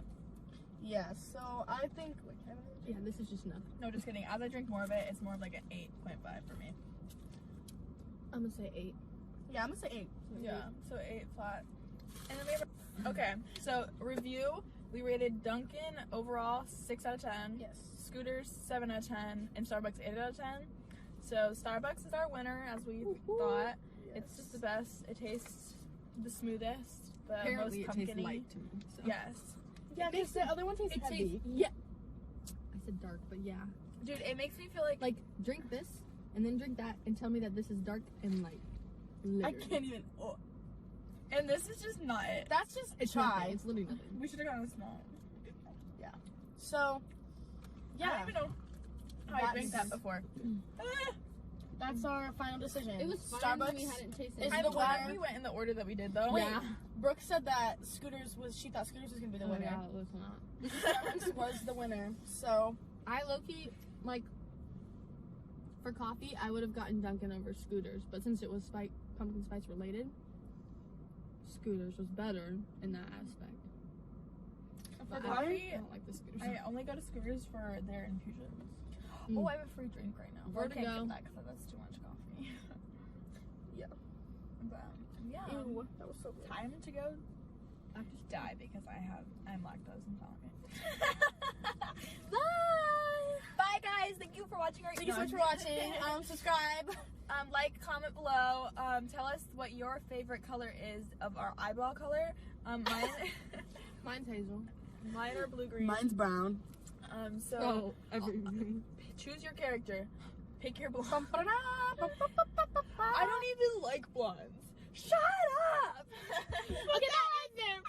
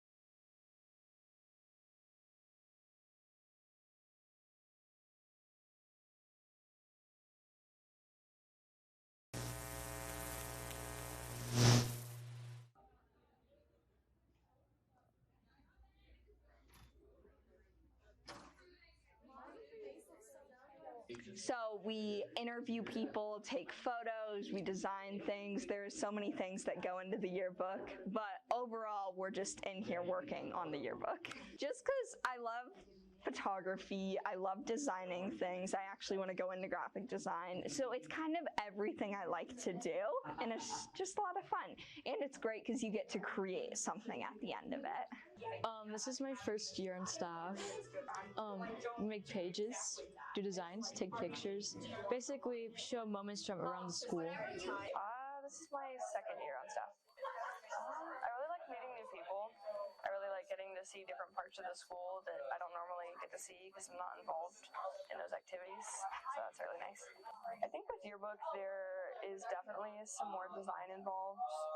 I think with just the specifics are a lot different. Newspaper, we do a lot more writing. There's a lot more design here, but you also get those bits together. So newspaper does have design and yearbook does have writing. I don't know a lot about video, but I know there's videos. And of course, I'm not on any other staffs, but I feel like in yearbook it's a little different, just the mentality, because deadlines are so strict in yearbook, because if we miss a deadline, it's thousands of dollars. And we're also making a product that people buy, which I think also influences things a little bit. But I think all of the staffs in 426 are really good at what they do, and I think there's a lot of overlap between them, and we kind of all work together to get journalism done.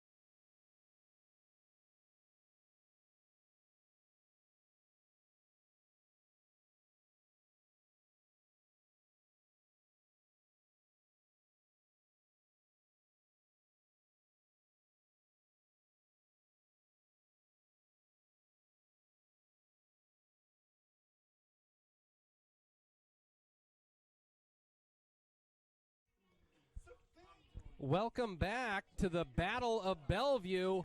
We have a score here of Bellevue West 42, Bellevue East 0, as we're looking to do a second half here, as Miley Cyrus is getting the crowd excited after a stellar, fantastic performances by both Bellevue East and Bellevue East in their Bellevue West in their marching bands here tonight. Fantastic shows, great job by everybody out there today. And the score might say 42-0, but Bellevue East has not played like the score has indicated, as we mentioned, the whole first half. But here during the second half, we will get a running clock as the teams are up by 35 points. And Here we go, Mr. Reimer. What can you say about the marching band performances? It was great. It was great. It was exciting to see, Bellevue West is the first time I've seen their show. They are excellent as always. When I was in school many, many years ago, Bellevue East was the gold standard in marching band. And if you could compete with them, oh, boy, you were in excellent places. So Bellevue East continuing the tradition of excellence in marching band. And Bellevue West showing off their closer for the first time. Pretty nifty. Some little dance work out there. Good body control. It was exciting. And some Miley Cyrus, a little party in the USA. Student section on both sides.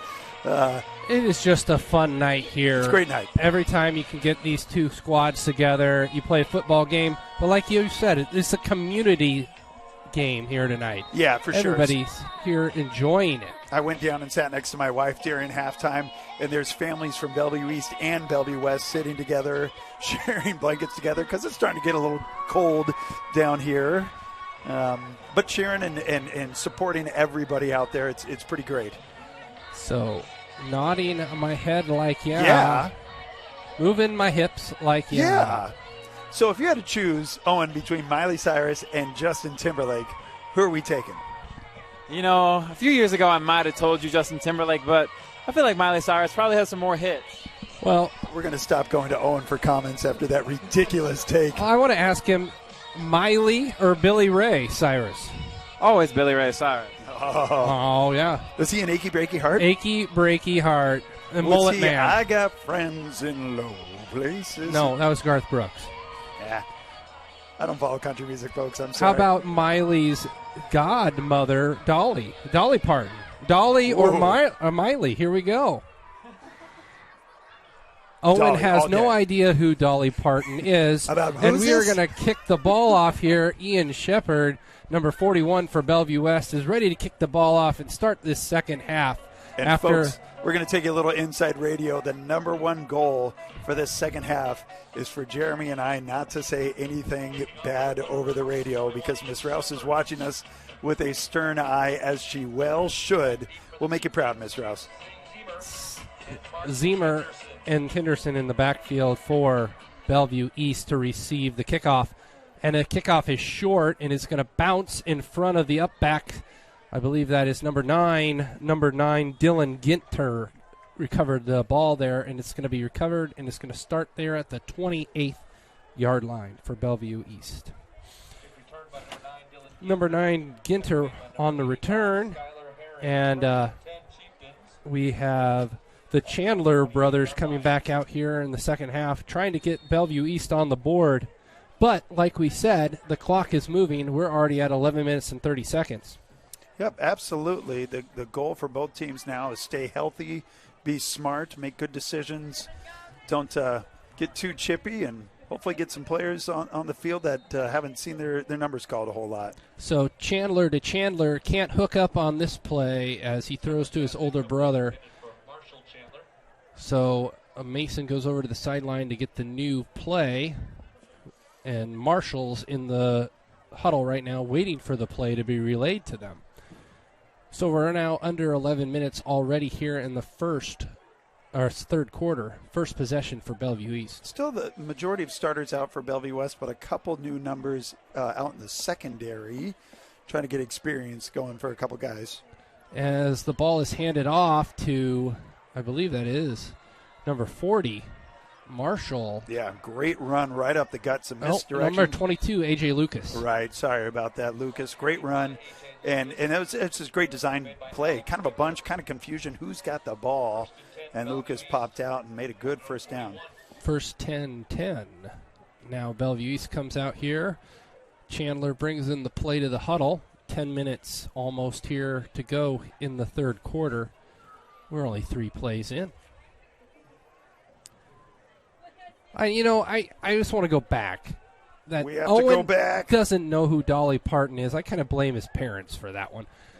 As the ball is handed off to A.J. Lucas again, and he goes ahead for 5. So positive back-to-back runs by A.J. Lucas. Dolly Parton has sung, 9 to 5.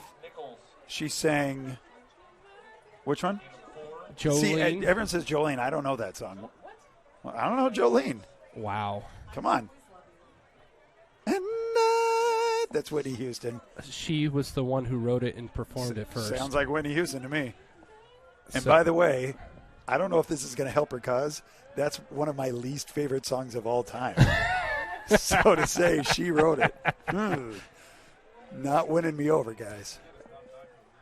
Wow, you're going to have Dolly Parton fans breaking down the door of your house tonight. As the ball's thrown to A.J. Lucas, he gets ahead for 3. Yeah, excellent, tough run. Held on to the ball. Moved it forward for a couple, and now it's a manageable third down for Bellevue East. They mark it 3rd and 5. I don't know that it's, 3rd and 3. Thank you. If a bunch of Dolly Parton fans broke into my house, I think that'd be exciting. And if you've been paying attention to what's been going on the East Coast, you see that the team from Red has now scored. So it is a 7-13 game that the team from Red in Lincoln is trying to catch up to, as the ball is almost intercepted there by number 40 for Bellevue West. Number 40 is Cade Zavala. Yeah, Caleb Jakemeyer shot in and took a shot at the quarterback for East, disrupted that pass enough, and Zavala's going to want that opportunity back. That is a interception in the waiting. And we have a new returner back for Bellevue West. Number 16, Donovan Whitfield, is going back. He was the feature playmaker from the first couple games for Bellevue West. As the ball is kicked off, and it's in that territory where you got to get away from it if you're on Bellevue West and not touch it unintentionally. Yeah, shoot, it looked like it hit 38 in the back of the head, 39 in the back of the head.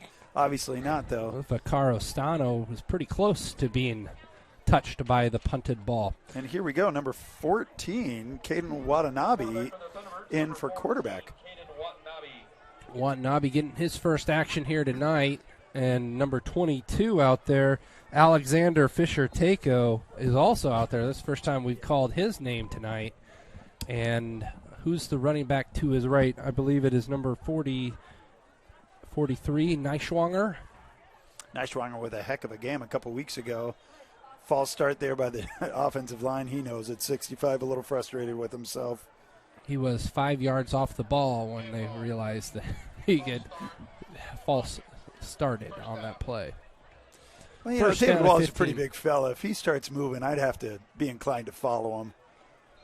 1st and 15, under 7 to go already here in the third quarter. One of the benefits about a running clock situation is the ball is thrown errantly and almost caught by number 29, Pressure Allen Jr. Yeah, Pressure Allen making a good recovery. Oh, sorry, Taylor Peterson. Taylor Peterson was almost there, and he wasn't supposed to be there. That's when you're going to look at your quarterback and say, hey, maybe don't throw that one as you're getting spun around. And that's a heads up. Go get it. Yeah, it was thrown errantly, but it fell incomplete, so it'll be 2nd down and 15 to go here for Watanabe and company. The ball is pitched out to the left. Neischwanger gets tackled by number 40 for Bellevue East. That is the older brother, the older Chandler, Marshall. Marshall said, enough of this. Just stop. And lowered the boom. Goodness I gracious. should have said, we are Marshall. I'm sure he's Chandler. never heard that before. Gosh, I didn't say it. Man, it was set up for me and everything. The rapper Marshall. Mathers, yes. Trying to connect with the youths out there. As we're referencing rappers that are 20-plus years removed from being relevant. And the ball is handed off. Hey, there you go. Great stop by Bellevue East. Nice Not giving water. up anything up the middle and forcing Bellevue West offense 3 and out to start off the second half. This is a good start for Bellevue East. Moving the ball a little bit, not allowing Bellevue West to move it at all, and hoping to get their best field position of the night. Senior number 16, Donovan Whitfield, will be the punter tonight here for this situation. Usually you see Daniel Kalin in there punting. It's Whitfield, as Bellevue West is trying to get the rest of their special teamers on the field. Oh, still. Goodness. Wow. And here comes the 11th man, the snapper, the long snapper, the guy who has to get it to Whitfield. Gotta get him in there. And they barely, they did get it off. It will be a delay of game. The ball was in mid-flight as the whistle happened. Oh.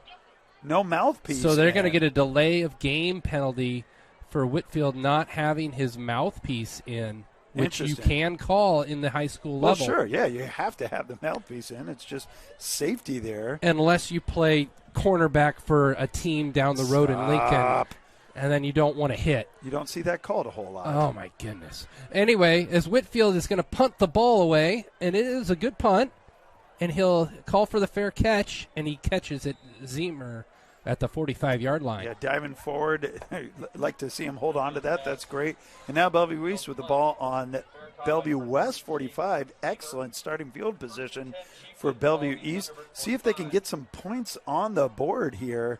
They're not ready to give up on this game.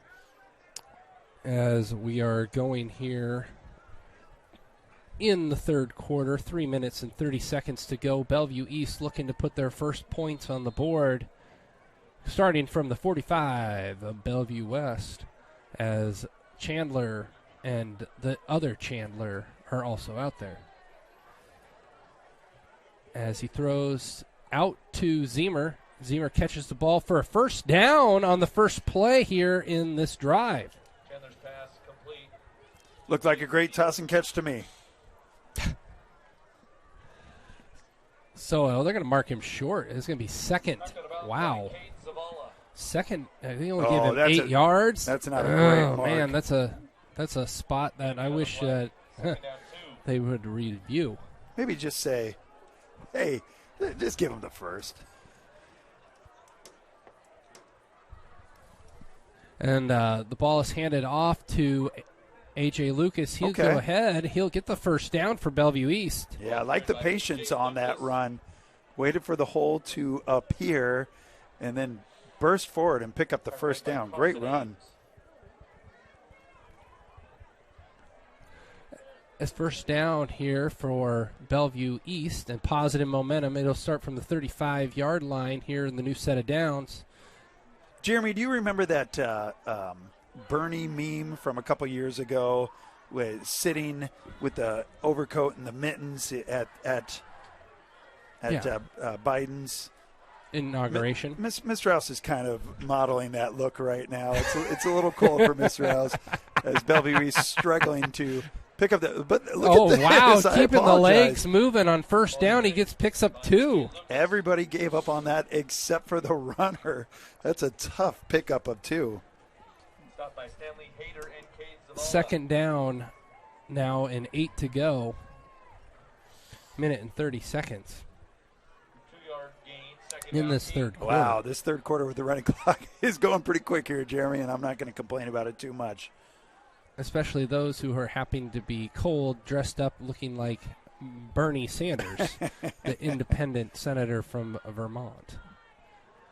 There we go. And what a fantastic stick there by number 36, Alex Nichols. Yeah, Alex Nichols. Wow. Laid a boom, but not at. Did they not give him the first?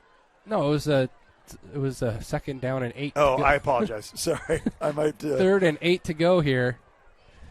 There was a big play that on another football game that did not go Nebraska's way. Why am I watching this team? Because I hate happiness. Third down and 7 to go. 40 seconds in this third quarter.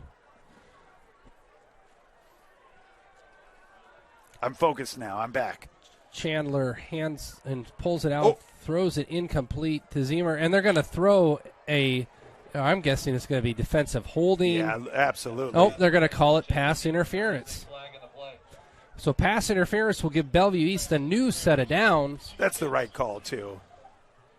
You saw he was just slightly behind when that ball was thrown.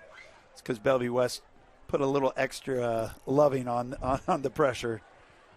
And here we go, Bellevue East excellent field position.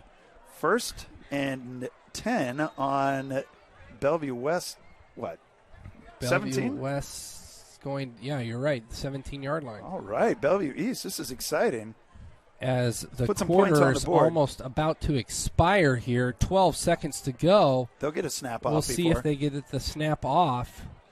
7-6, and they do get the snap off. This will be the last play of the third quarter, garnering a defensive penalty. And we will go to the fourth quarter. Bellevue West 42, Bellevue East 0. Bellevue East knocking on the door, scoring here. 2nd down and 10 from the ball on the 18-yard line. Probably should read one of these timeout reads. All right. We'd like to remind our viewers to check out the thunderbeat.org for news, features, and entertainment coverage of Bellevue West and the Bellevue Offutt community.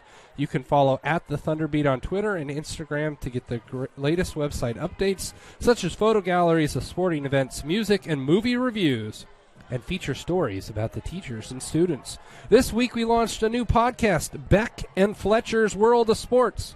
So head to thethunderbeat.org and check out the podcast and all of our new content.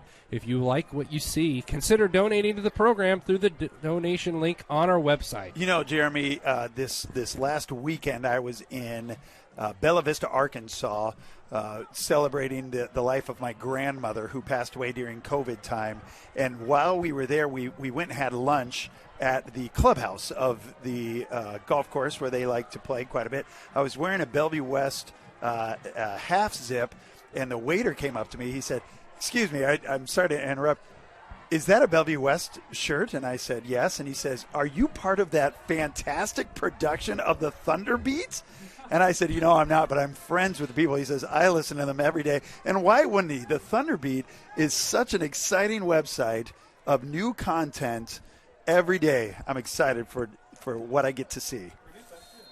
Produced by students, absolutely right. The students of Bellevue West and Bellevue East. Excellent. And the first play of the fourth quarter has Mason Chandler running for his life, but he picks up a positive yardage on second down. Second down. He'll pick up 3. It'll be 3rd down and 7. I like watching Chandler play there. He's not ready to give up. He had the chance to be taken down twice before he actually was dropped. But like you said, picked up a couple yards when he probably should have lost 3 or 4. So it'll be 3rd down and 6 is where the marker is. And have you had the chance to ask Sophia if she follows the Thunderbeat? Sophia, are you a Thunderbeat follower? She says yes, thumbs up. Every day. Every day I'm Thunderbeaten. 11 minutes to go here in the fourth quarter as the clock continues to run, and a fantastic throw. And there's going to be a penalty against Bellevue West, and it will be pass interference on R.F. Evans Jr. Evans doesn't agree with the call. I don't know if I love that call. It was close, but at this point in the game, they'll probably call that. Obviously, they did. So keep moving here. 10 minutes and 30 seconds to go in the fourth quarter. 42-0, the Bellevue West score over East in the Battle of Bellevue game. You're listening to us on the Thunderbeats production of the home football games on TeamPrep1.com. I'm trying to get a new podcast started up on the Thunderbeat. It's called Tom or Tom. And it's a movie-by-movie comparison of Tom Cruise movies versus Tom Hanks movies. What do you think? And a fantastic play on 3rd down. 3rd and 1, and A.J. Lucas is stuffed. Oh, my flag goodness. Here at the end. There's a flag, and it looks like it'll probably be against Bellevue West, the way everybody's reacting. I would assume a little excessive energy was thrown at the end of that play. So the holding penalty, which led to a short 3rd and 1 play, now Bellevue West is going to have a personal foul called against them to give them a new set of downs. Bellevue East will be inside the 10-yard line, right down to the 4, call it 4.5. And they're knocking on the goal line here. 9 minutes and 50 seconds to go when we start the ready for play. If you're Coach McVay, how frustrated does that make you? Your team got that stop, presumably, potentially holding out the shutout, and then just a silly mistake leads to a fresh set of downs. And the ball is and there's Mason Chandler held on to the ball. He had two blockers in front of him, but the Bellevue West defense, number 79, Jackson Rimmer, and Caleb Jacobmeyer in there on the stop. Yeah, difficult to hold on to the ball there. Glad that he did. A loss of a couple of yards there. You know, you shorten the field position, and Bellevue West is able to kind of anticipate what East might want to do here. Two seniors and Remmer and Jacobmeyer in on that stop. Big stop on first down and goal to go. Well, a couple big fellas there. So 8 minutes, 55 seconds. Bellevue West did lose their homecoming game this year to Kearney. They do not want to lose their senior game as well, as the seniors are playing fantastic. And the ball is falling incomplete, though tip drill almost happened. Bellevue East almost came up with it. Yeah. Number 9, Dylan Ginter, almost Ginter got it. Just about had it. Oh, man, great opportunity. But that was touched by probably 18 different players before it actually dropped. 18's a little bit of an exaggeration. 32, perhaps. 32. 30?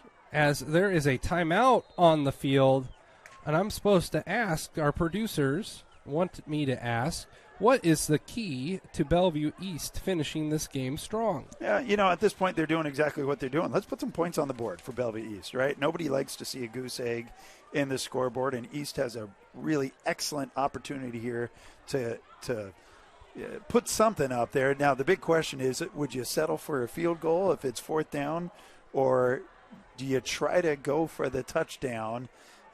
With the running clock and with the situation looking like it is, it's probably not going to end up in a victory for Bellevue East. So I would encourage them just to get something positive on the board. So 8 minutes and 19 seconds when they get ready here to go after the timeout by Bellevue East. I know I'm trying to figure out what Coach Huffman is asking for in the referees to do. A little frustration there by Huffman. Yeah, he's asking them something about maybe where the ball's spotted. Well, here we go, as Mason Chandler has A.J. Lucas behind him in the backfield. So out of the pistol formation, here we go. As the ball is going to be looking over to throw to his left. Mason Chandler throws the ball, intercepted in the end zone. Number 9. Jamarian Campbell with the interception for Bellevue West. Jaden Boulian. Sorry, Jaden. I got excited. I want to give the call. But Boulian, of course, number 9. My apologies. Jamarian Campbell is over here on the sideline with an ice bag on his foot. Listen, I got excited. I want to give a shout-out to Jamarian on senior night. But let's give the shout-out where it's supposed to be. Jaden Boulian, another senior, holding out the shutout, at least thus far. He is a transfer himself, who transferred in for his senior season to play with these Thunderbirds. And I believe that's Riley Sign, isn't it? Or is it Watanabe? Yeah, Watanabe's out there. 7 minutes and 15 seconds. As he's going to throw the ball over, almost intercepted by Bellevue East. Yeah, number 7. 3, Zemer. Watanabe's pass incomplete. I thought it was Nate Ritchie, but that's fine. Intended for number 22, Alexander Fisher-Taco. And Lemon called a third player. No, he's the player for Bellevue West. I know. Alexander Fisher-Taco. I know Alexander. Great kid. Maybe that was Nate Ritchie out there on the coverage, number 7, like you're saying. Doesn't matter. Watanabe here, after the ball falls incomplete, throws the ball complete to number 18 for Bellevue West. He's streaking down the field. Number 18, T.J. Whaley, goes untouched for a 80-yard touchdown. Touchdown, touchdown, touchdown, Thunderbird. Colson Cummings tried everything he could to stop him. Just a step behind. And, boy, that's just flat-out speed. And good blocking by the other perimeter wide receivers there to spring that. And look at this, Davon Hall meeting him on the sideline. That's great. The starters are giving him a lot of love there. Whaley, a sophomore. Yeah, they like him. They Wow. think the future's bright for that guy. He is a big kid, 6'3", 195 pounds from the tight end position, and they know how to produce tight ends here. Yes, they do. So Bellevue West 49, Bellevue East 0, with 5 minutes and 57 seconds left.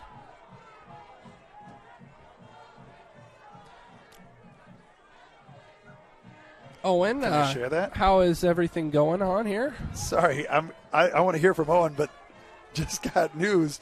Clark Grell is reporting, and Mike Sutter retweeted it. Westside Kearney has been stopped at the 10:30 mark in the third quarter, and the game is moving to Papio South High School. A transformer blew at Westside, and they need to shut down the stadium lights out of caution.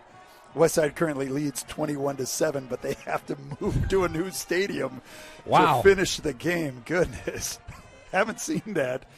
That was at Ever. Westside. Yeah, and at moving, Westside. Where did you say they were moving to? Papio South. Wow. It's not close. Wow, that's like an extended timeout. A really extended timeout. Jeremy, we could take the show on the road. Yeah. Go over there to the Sumter Amphitheater. Oh, that's a great place. Say hi to Sam and Andrea. And the Hoot Nanny is next week. With the Polka Police. 5 minutes and 42 seconds to go in the ball game for the Battle of Bellevue. Bellevue West leads 49-0 on the scoreboard. So Ginter brings the ball forward up to the 30-yard line.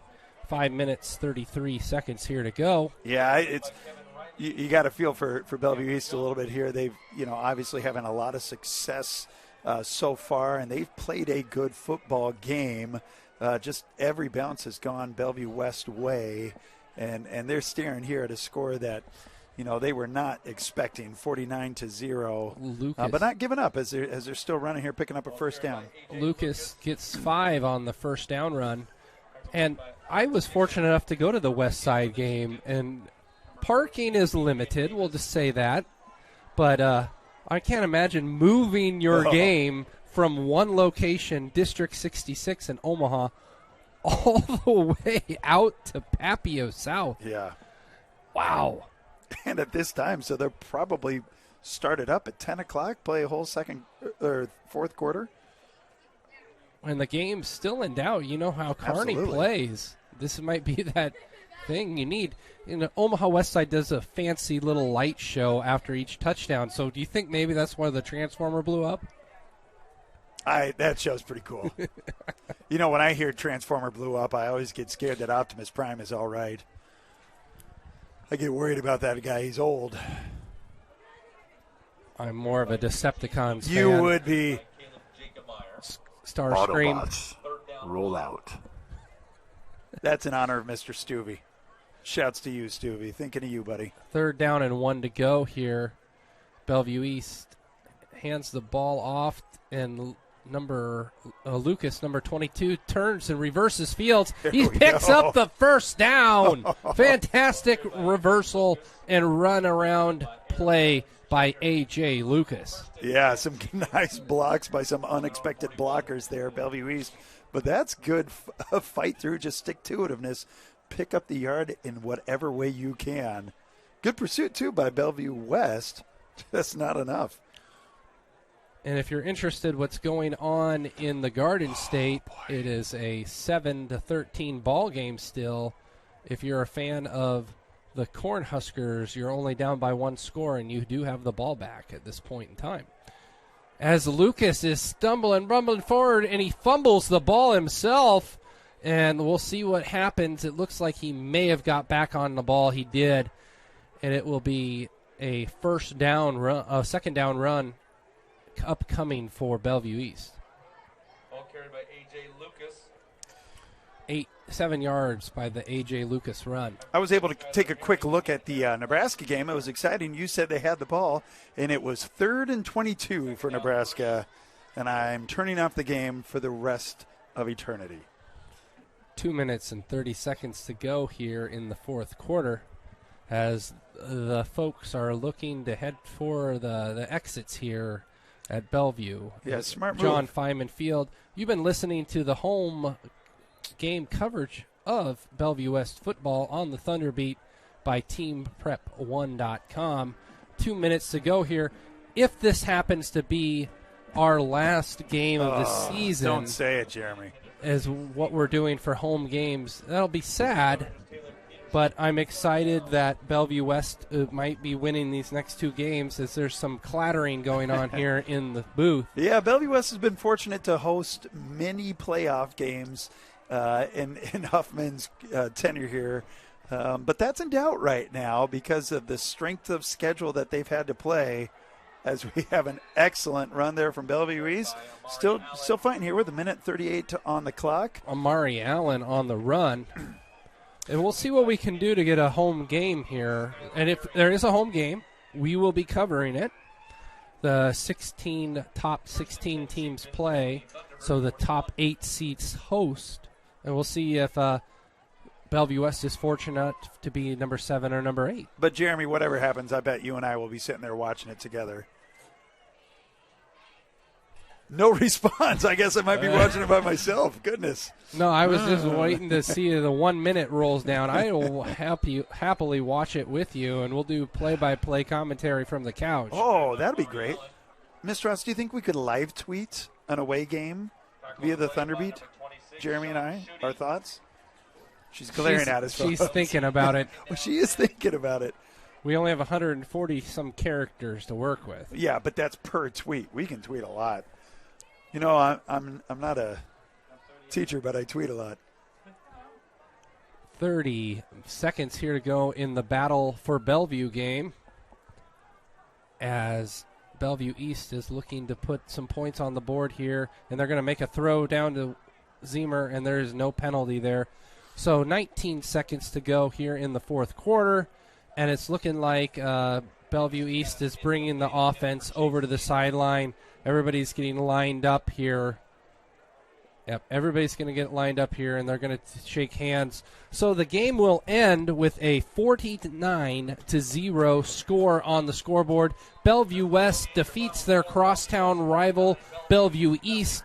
Bellevue West moves to 5-3 on the season. Bellevue East falls to 4-3. And we hope everybody gets home safe. Last, words, thoughts. Yeah. What a great game. What a great experience to be sharing this time with you, Jeremy, as always. Our contracts, of course, have not been signed, so I don't know if we'll be back next season. But we will be here in spirit cheering on the team and hoping for a lot of continued success from both teams. Yeah, do we need to ask Mr. Owen Reimer any last questions as the homecoming? Final thoughts here, Owen? I think this was a great game. Not necessarily an equal matchup, but it's nice to have Bellevue all together at one, and it's great to be back. Love that. Great to be back. We have to go back. So here tonight, we want to thank some of our wonderful student journalists, as the broadcast was co-produced by Fletcher Anders and Beck Frazier. Our on-field photographers were Cole Schreck and Sarah Bro, and our videography in the booth was from Owen Reimer, the Bellevue West alum and videographer for the Thunderbeat.